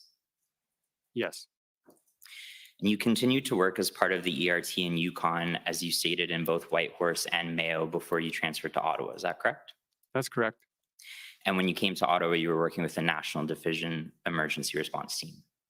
Yes, And you were also often involved in high-profile protective operations for individuals such as the Prime Minister, foreign heads of state when they came to Ottawa, members of the royal family, correct? that's correct. And you were often deployed around the world to protect the Prime Minister and other high-profile individuals attending various international summits and conferences, correct? 2 times. 2 times. 2 times. And you eventually rose to the rank of corporal and second in command of the surveillance and reconnaissance team within National Division ERT. Do I have that right? That's correct. And so you would agree that your career with the RCMP was a successful one, right? I think your evidence was earlier was that you felt like you were a dedicated professional. Yes. And so while you were in Ottawa and while you were working with the emergency response team, I believe the dates were 2013 to 2021. Is that correct? Yes. You were trained by a variety of external law enforcement agencies during that time? Yeah. Well, I wouldn't say a number, but less than a handful, probably. Okay, more than one. Yes. Yeah. Including the FBI hostage rescue team, That's correct. Canadian Special Forces Operations Command, Correct. and the types of things that you were trained in, the various tactical aspects of policing for which you received training, including things like covert surveillance, Yes. explosive forced entry and breaching, Yes. mass casualty response. Yes. And so through this training that you received and through your experience working in the National Division, you would have come to have an intimate knowledge of the parliamentary precinct in downtown Ottawa. Is that correct? Yes, that's correct. And so you knew, for instance, how police would train for and plan for a large-scale demonstration like the convoy. I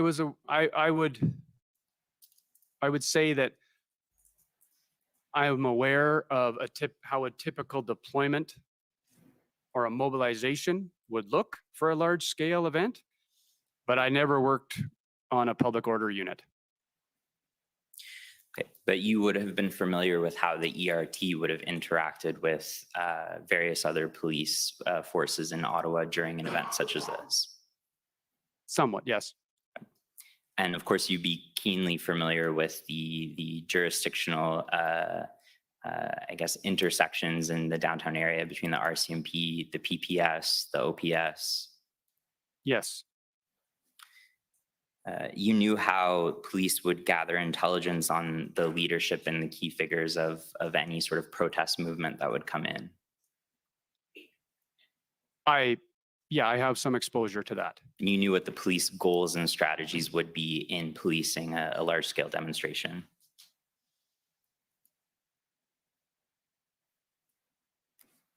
Well, I think it's fairly basic for something such as what happened in Ottawa. Well, maybe not basic is the right term, but it's no surprise to me that people would be surveilled and that they would try and learn who's a person identified as, a face of the convoy. But predominantly, most of the events that take place, you mobilize resources for a worst case scenario, but the vast majority of the time, nothing happens. And when you talk about mobilizing resources, one of the ways that you do so is by pulling other police officers from other jurisdictions. That's correct?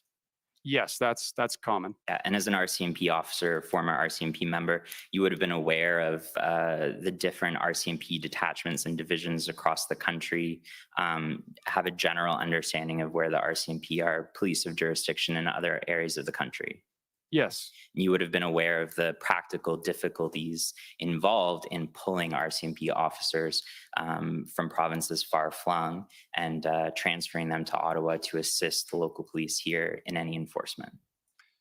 Well, yes, sir. I think the RCMP has been under-resourced for pretty much my entire career, as far as back as I can remember, likely before. And I think that's almost like we've heard from other police witnesses, that's pretty much a universal in policing.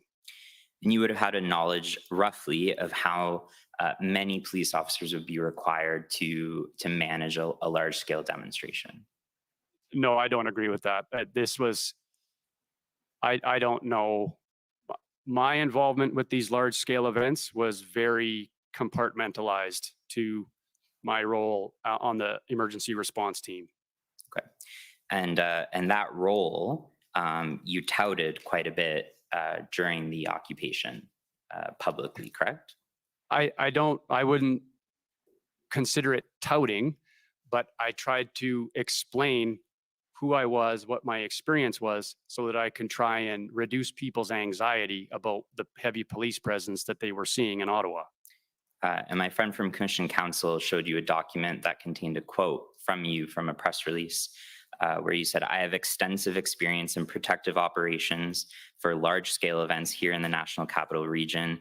I've been involved in tactical planning for many of these large-scale events, so I'm keenly familiar with what is happening right now in regards to the police presence down around Parliament Hill and the downtown core." Does that sound familiar to you? Yes, that's correct.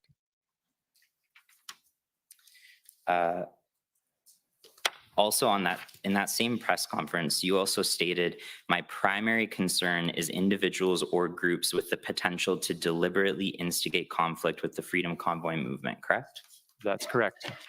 And that was to you your most important concern because you knew from your past experience the potential for individuals or groups, whether associated with you or not, to use the convoy as cover for their own means, correct? Yes, I would agree that anytime you have a large event where there's a large crowd of people, there's the primary concern from the police standpoint would be a mass casualty attack.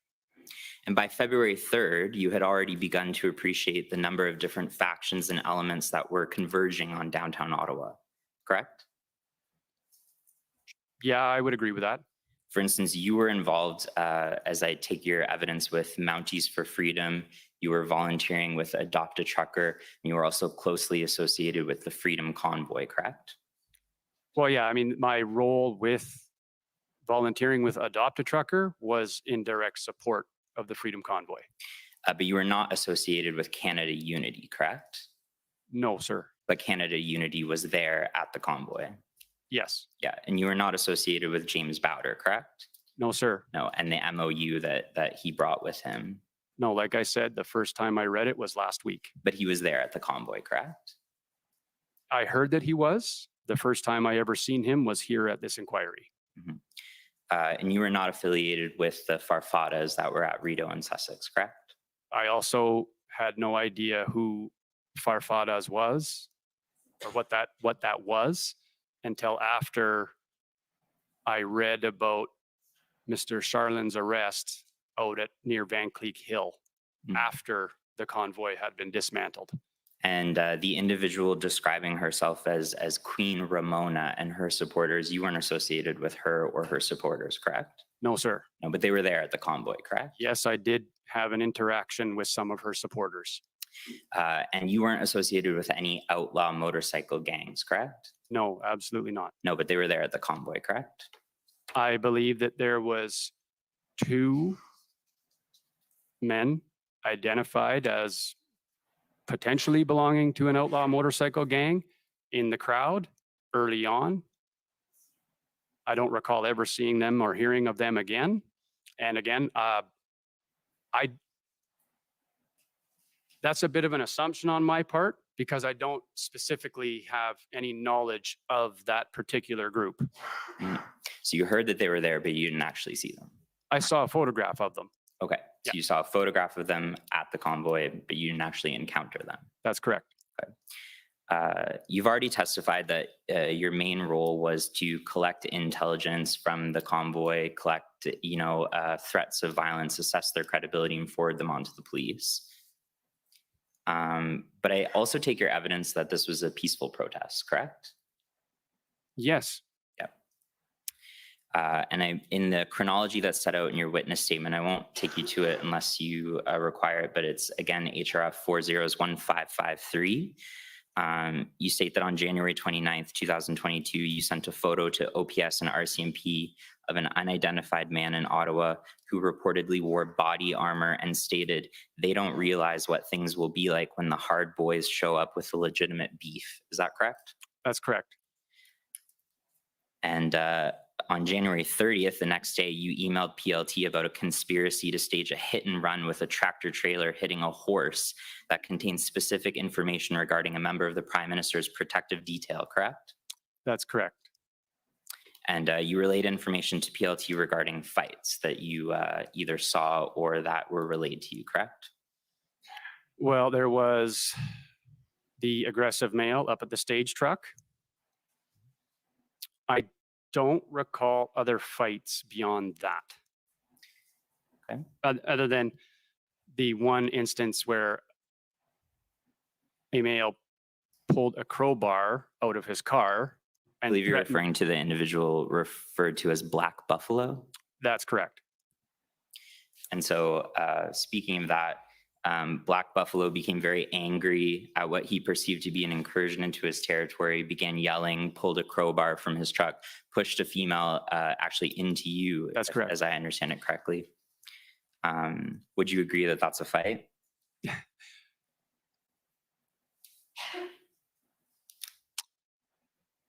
I think it could have become one, but we were able to move people away and de-escalate the situation.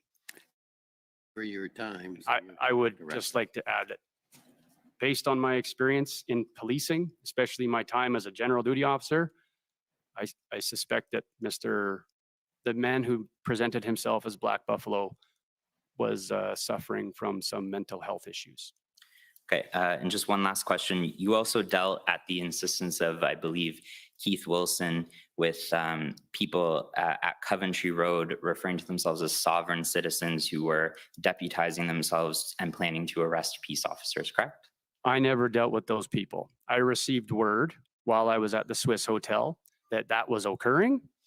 And so, and the information that I received is that someone was pretending to be me and deputizing people. And so the people at the Swiss Hotel took photographs and maybe even a video of me to have proof that I was currently at the Swiss, not falsely deputizing people at Coventry Road. And so I called one of the gentlemen who was a point of contact at Coventry Road and asked him, was this taking place? And he knew nothing about it, but he was in, I think he was in a tent or a shelter of some kind. So I asked him if he could go outside and check. He went outside and checked and confirmed that there was nothing going on there. I did later end up questioned by I think it was Ottawa Police, questioned me about that. And I relayed the same information I just said to you. Okay, so just one last question. These examples that you and I have just discussed, in your view, are they examples of a peaceful protest? Well, I don't believe any of those instances resulted in any real violence. Thank you. Those are my questions. Thank you. Next is counsel for former Chief Slowly.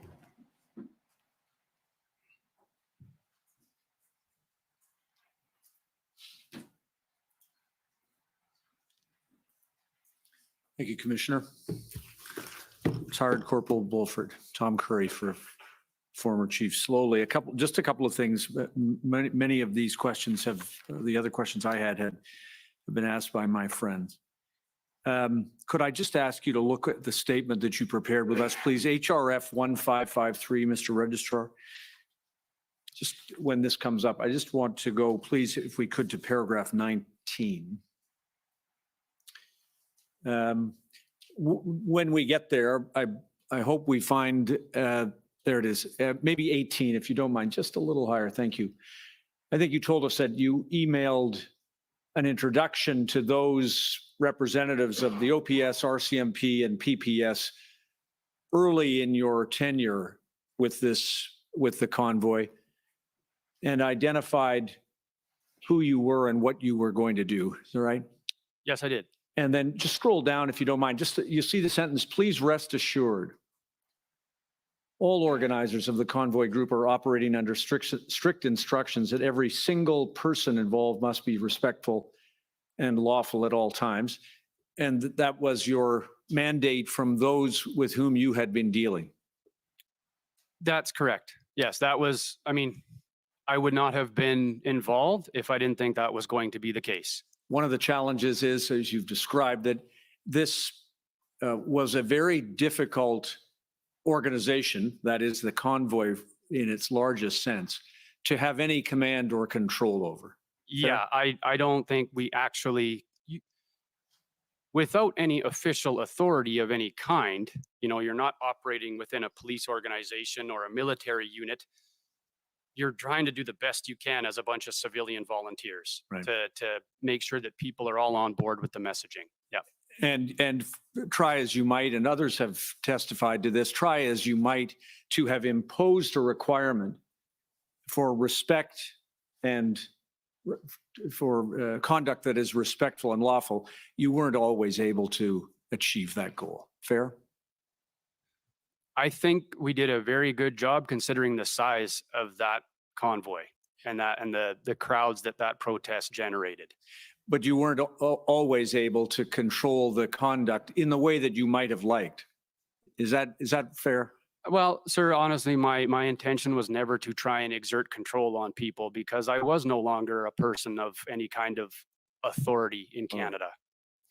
The reason I ask is because as you watched this, especially with your experience, as you watched the convoy, the events of the convoy unfold Mhm. from the earliest days when you arrived until the end when you yourself were arrested, you must have had a sense that the end was coming through this public order exercise unless there was some other breakthrough. Is that fair? Well, I don't think any of us expected this to go on indefinitely, but my understanding was that we were trying to take pressure off the city of Ottawa and Chief Slowly, Right. with the negotiated deal that I learned about after the fact. And I was 100% on board with whatever negotiations that the truck captains could accomplish and legal team could accomplish with the police to prevent a massive takedown of the convoy occurring. I was in support of that. Right. Because in the absence of some effort by the convoy, successful effort by the convoy organizers to be able to eliminate the consequences for the residents and the city of Ottawa, the businesses and the like, you understood that it was going to come to an end via a police enforcement action. I knew that was a possibility. Like I said before, I had hoped that it wouldn't come to that. Right. And that, honestly, sir, I was hoping that the police would stand up with us, which would then basically be a symbolic gesture for the federal government that what they were doing was no longer lawful in Canada and they weren't going to have the police as their enforcement arm to Right. do anything that was unconstitutional and unlawful and not backed on evidence. Which would require police services, not just Ottawa, but OPP, RCMP, PPS, all of the other services who had come to help to disclaim their duty to uphold the law. You were asking quite a lot. Yeah, I was, but it happened in Ontario earlier in the declared pandemic Right. when Premier Ford tried to exert more power and the police said no. Can I ask a couple of other things then, just in the time remaining?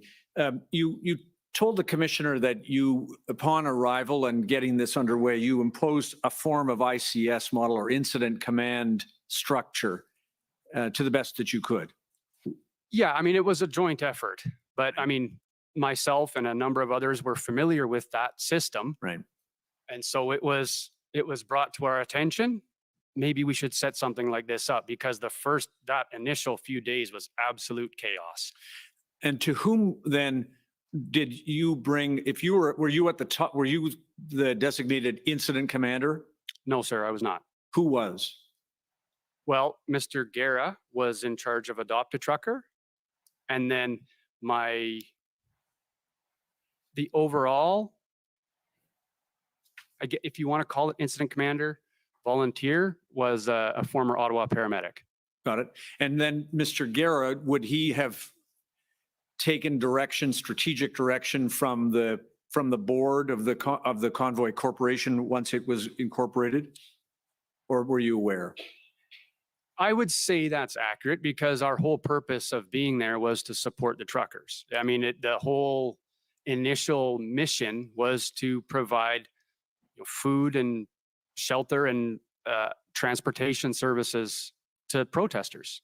Was part of your effort in within that group, the incident command group, to keep track of the number of police personnel who were on the scene? No, sir. Okay. No, that was not something that we were interested in. I mean, the police were going to do what they were going to do, and we were trusting them to do their job. Then just finally, a couple of things, if I may, if I could, Mr. Registrar, I'm sorry to drag that document back up, 1553. Thanks so much. And if you could go to paragraph 99, just want to get your help with one thing, please. These go to the events of February the 15th. And you had a visit at the Swiss Hotel described here, in which OPP and OPS liaison officers attended to meet with volunteer coordinators and Ms. Leach. You were one of the volunteer coordinators? Yeah, I was the volunteer security coordinator. And who are the other volunteer coordinators, if you recall, with whom that meeting or who attended that meeting? Well, it was myself, Tamara Leach, and the former Ottawa paramedic. Okay, got it. So 3 of you and 3 police personnel. To the best of my recollection, yes. And it was at that meeting that you've written that they attended to discuss the recent document provided by police to convoy participants. And that's the document that laid out that the Emergencies Act having been declared, it was now required that people vacate the protest. Is that fair? Well, it's more nuanced than that, because when I reviewed that document, I know which one you're talking about. It had the red border outside of it. I read through the criteria, and I don't think any of us in that room with those liaison officers met the criteria laid out in that document from the OPS of people that were no longer permitted into the downtown. Right. And what you engaged with, I won't read all of it, but you spoke to those officers to express your concern that the use of force by police against the peaceful protests without negotiation was wrong, and they ought not to do that. Yes, Fair? I did. And scroll down, if you don't mind, please, just to paragraph 102. Now that we're on the 17th, and you had an encounter with another officer, or Detective Benson, who replied to your query about whether you were people were on the lookout for you.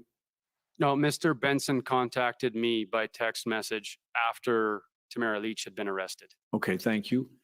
And you had an exchange with him. I'm just interested in the second last sentence. He responded by saying that the occupation was beyond a protest and the trucks had to go. And you replied to him that it was not an occupation. Well, my belief that a definition of an occupation is usually like a foreign military has taken control of another country. Right. Do you now accept, thinking back about it, that from the perspective of the residents of the city of Ottawa, the Ottawa Police Service, that the protest, embedded as it was the equivalent of an occupation? No, I don't agree with that. Okay. Now, final thing, my friends asked you about whether you had information from active serving officers or service personnel of the Ottawa Police Service or any other police service. You tell the commissioner if you know, in respect to the information that Mr. Wilson had, am I right that so far as you know, the information Mr. Wilson had was the same as the information you had, that is only from retired, that is non-active police personnel? I can't say that for certain because Mr. Wilson spent the majority of the time, Mr. Wilson was at the Arc Hotel, and the majority of the time I was at the Swiss Hotel. All right. Thank you. I don't have any other questions. Thank you. Next, if I could call on the Ontario Provincial Police.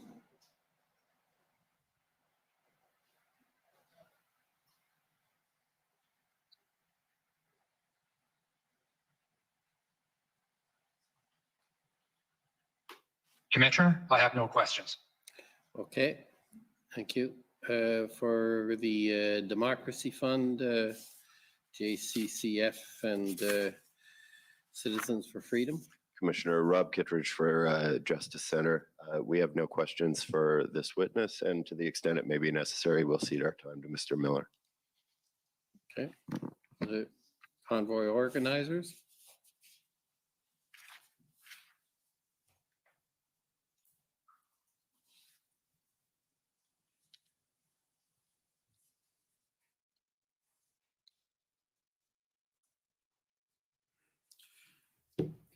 For the record, Brendan Miller, Mr. Bulford, I'm counsel to the Freedom Corp, who is the entity representing the protesters that were in this city in February and January of 2022. Good evening. Commissioner, just for ease of reference, what I'm continuing to do now, just to get to the point, your counsel have been excellent in adducing evidence in chief, and I'm just going to deal with examination from the questions that arose from the other parties. And so I'll try and be quicker now for you. So You won't hear many complaints, I think, from the hall on that, but thank you very much. it's, of course, you're entitled to your Yes, time. I just think it's helpful. So there's a couple things, and there will be a couple documents that arose that are in the system already from my friend's questioning I want to put to you. But the first thing I'd like to ask you about, Mr. Bulford, is Parliament Protection Services. This is, of course, to most Canadians, a sort of police service that nobody understands and nobody knows much about. What can you tell me about it? Well, after the October 22nd, 2014 shooting at the War Memorial and Mr. Bibeau storming the center block, there was a big review afterwards that took place because there was 3 different agencies that were responsible for security on Parliament Hill. And they were all amalgamated into the Parliamentary Protective Service so that they would have one cohesive unit for the precinct. Right. And can you tell me, who does the Parliament Protection Services, who does it answer to? Well, when I was working, I still believe they fell under the RCMP's command, but that may not be the case anymore. They may be completely independent now. Right. And the RCMP command, then that falls under Commissioner Lucky. That's correct. And is it fair to say that from what you've seen from being within the RCMP and seeing it on the news, that you've witnessed or heard of Commissioner Lucky relaying public messages on behalf of the elected executive branch, or relaying information that the political executive branch wants to relay to the public? Yes. Okay. So the next question I want to bring up, if I can bring up document 7722 underscore rel.0001.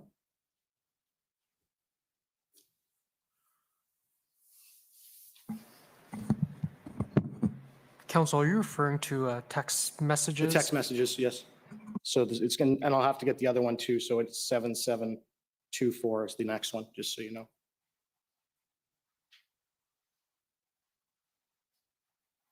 Now, I'm not sure if you were present or you had watched this part of the hearing when I referred to these text messages. This is a text exchange between one of the staffers with the Prime Minister's office and another one of the staffers with the Minister of Public Safety's office, okay? And this is, in this context, the staffer with the Prime Minister's office states to the staffer with the Public Safety Minister's office that got a quick response, people are into it, let me know if your boss is too, boss being the Minister of Public Safety. Happy to help however I can. This is what I sent through, by the way. Hi, I just had a chat with Alex at PS, being Public Safety, who had a bit of an interesting idea.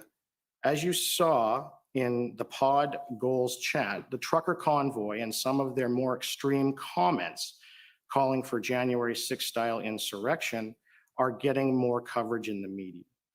Alex was surveying whether there would be some interest in his boss doing some media on this eventually. He was chatting with Mendicino about it right before Mendicino, sorry, about it right before he went into a cabinet retreat. And can you agree the cabinet retreat was on January 24th? Were you aware of that? That sounds accurate. Yeah, of 2002.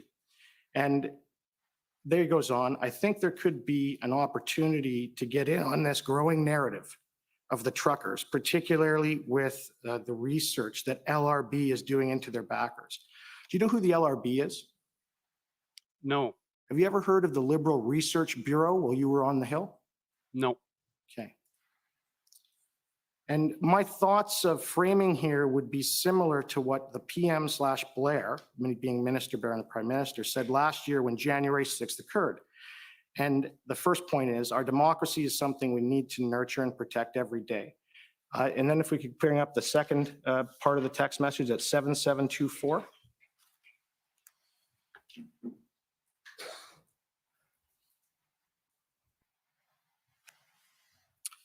And then it goes on, and this is the points that are being relayed or that is essentially going to be the narrative. We will always support the right to peaceful protest, and some of the calls that organizers of these events are making are concerning and will take them seriously, would need something to back this up. We'll continue to monitor the situation closely. The fine line to walk would be to ensure we are not looking like we're directing the police, which obviously is not the goal here. Hoping to canvass your thoughts, Alex said he'd come back to me with a proposal this afternoon when he gets to chat with Mendicino again. Obviously, pending his bosses and our interests in looking into this further. So that text is to either the Prime Minister or someone within his office. And they're explaining what Alex, the Chief of Staff for the Public Safety Minister, has come up with. And he responds, thanks. I had an initial chat with my boss and he's supportive, but wants to wait a day or two. There's a danger that if we come down too hard, they might push out the crazies, being, I think, the far extreme fractions online they were talking about. I think that's fair. She responds, apparently, Global and others are working on stories. Maybe we see how those land. So you had mentioned that you don't trust legacy media, and you mentioned Global News, and that's one of them. Yes, that's true. Okay. Now, I've sent this around. I'm not going to try and move this article into evidence at this juncture.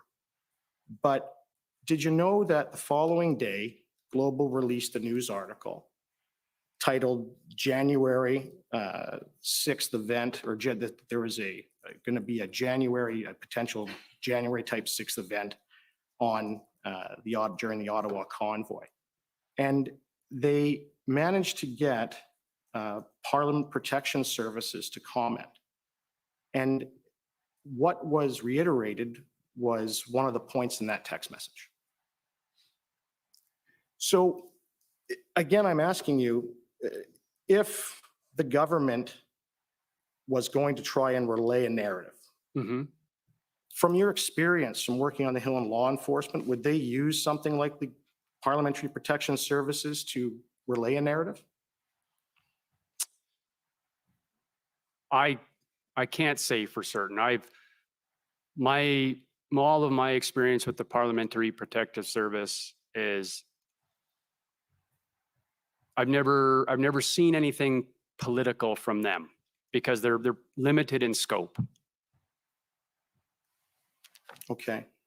And so the Parliamentary Protective Services reiterate, and I'll just read it in. I'm just trying to pull it up again. I'm not sure you got much from the witness about the parliamentary. Right. So in any event, I'll deal with that. There are going to be lots of witnesses that will Understood. come later. Understood. So you can use your time, but yeah. So moving on, essentially the Parliamentary Protective Services in this article states that they're wary of the security and they won't talk about further matters in order to keep people safe. I'm just summarizing it. We'll put it into evidence through other witnesses. But is it concerning to you that, coming from this issue with misinformation that you're concerned about and you've testified to, that the elected executive branch is identified knowing about news articles and what they're going to be about before they come out? And then What's the evidence of that? directly in the text messages, they said that Global's running a piece on it. It was on January 24th, of which that was, and the news article I'm speaking of was on January 25th. And then Parliamentary Security Services says essentially the byline that is in those text messages, sir. And I'll put that into evidence, and I'm just asking if it concerns him if that's the case. That's I'm it. just trying to understand where the evidence is for that. Yes, it's the text messages. So you have the text messages between the staffers with both the Prime Minister's office as well as with the Minister of Public Safety. Yes. They then say what the narrative is going to be. They then say that Global is going to be running this story. And then when Global runs the story, they quote Parliamentary Protective Services, citing basically one of the lines in the text messages, sir. I'm not sure I understand the link at all in the way you describe it, but the record is clear, so we'll Yes. leave it. So with respect to that, if that is the case, is that something that concerns you? Yes, absolutely. Okay. And moving on from that point, my friend brought up with you the issue with respect to danger of people staying and the advice you were giving and everything. And I'd like to bring up OPS document 14504, please.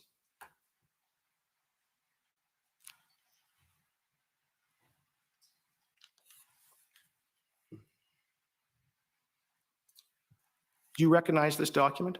Yes, I do. And what is it? It's the document that the OPP and 2 OPS liaisons brought to the Swiss Hotel. Right. And in reviewing that document, does any of it therein say that all the protesters have to leave? No, All right. And so was that one of the documents that formed your understanding of what was to happen? I thought it was just reinforcing Justice McLean's decision that as long as we abided by those 3 conditions of no one coming to Ottawa to commit violence, do not block critical infrastructure, and do not disrupt trade, we were still considered a lawful protest. And the people that they were delivering that message to, such as myself and the others, didn't fit into any of those categories that I'm reading here. Right. And with respect to the position therein that says they need to move their trucks, you're not contesting that that was going to have to happen? No. Okay.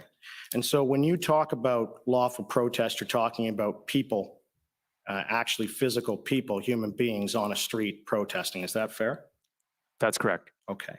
And so it was your belief and you were advising Canadians to come to Ottawa or to stay in Ottawa in order to carry out that sort of protest? I hate to, it's David Michikowski. I hate to spend more time on Friday evening of everyone, but we really are getting into cross-examination. That's fine. I'll move on. Yeah, Can- more can- leading questions, Paul Champ on the record. I think. Thanks. Pretty leading. So if we could please bring up OPP document 4286.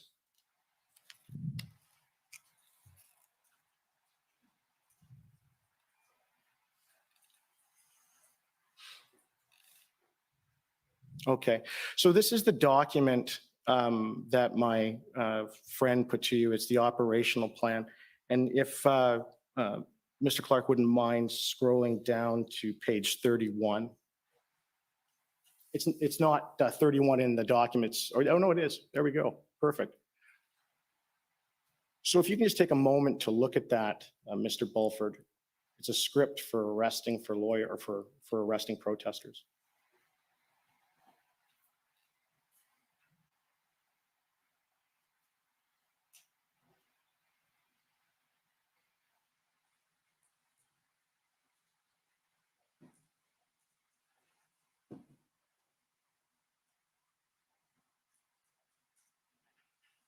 Okay. All right, so you can agree the plan is that the protesters were essentially going to be released with just a court date and some release conditions as soon as possible. They weren't being put before a justice of the peace or a bail hearing. That was the plan? Yes. All right. And so other than Tamara Leach and Chris Barber, do you know of anyone else this plan just wasn't applied to? Where they just got a promise to appear with conditions, undertakings? And, you know, they didn't get massive bail conditions imposed upon them by the Crown or on behalf of OPS. Do you know anyone else other than those two individuals who wasn't released under this sort of release plan? Well, I know of at least Pat King Yeah, and his friend, I believe his name is Tyson Billings, yeah. were both incarcerated for an extended period of time. Was anybody else that you know of? I've heard of other people that were charged, but I don't know the particulars of their release. Okay, thank you. Those are my questions. Thank you. Okay, any re-examination? No, thank you, Commissioner. Okay, so thank you. You're free to go. Thank you, sir. And if you like this video, remember to like and subscribe and press that notification button to receive more information like this. You can also follow me at yellowhead.vote to stay informed and get the inside scoop. Thank you.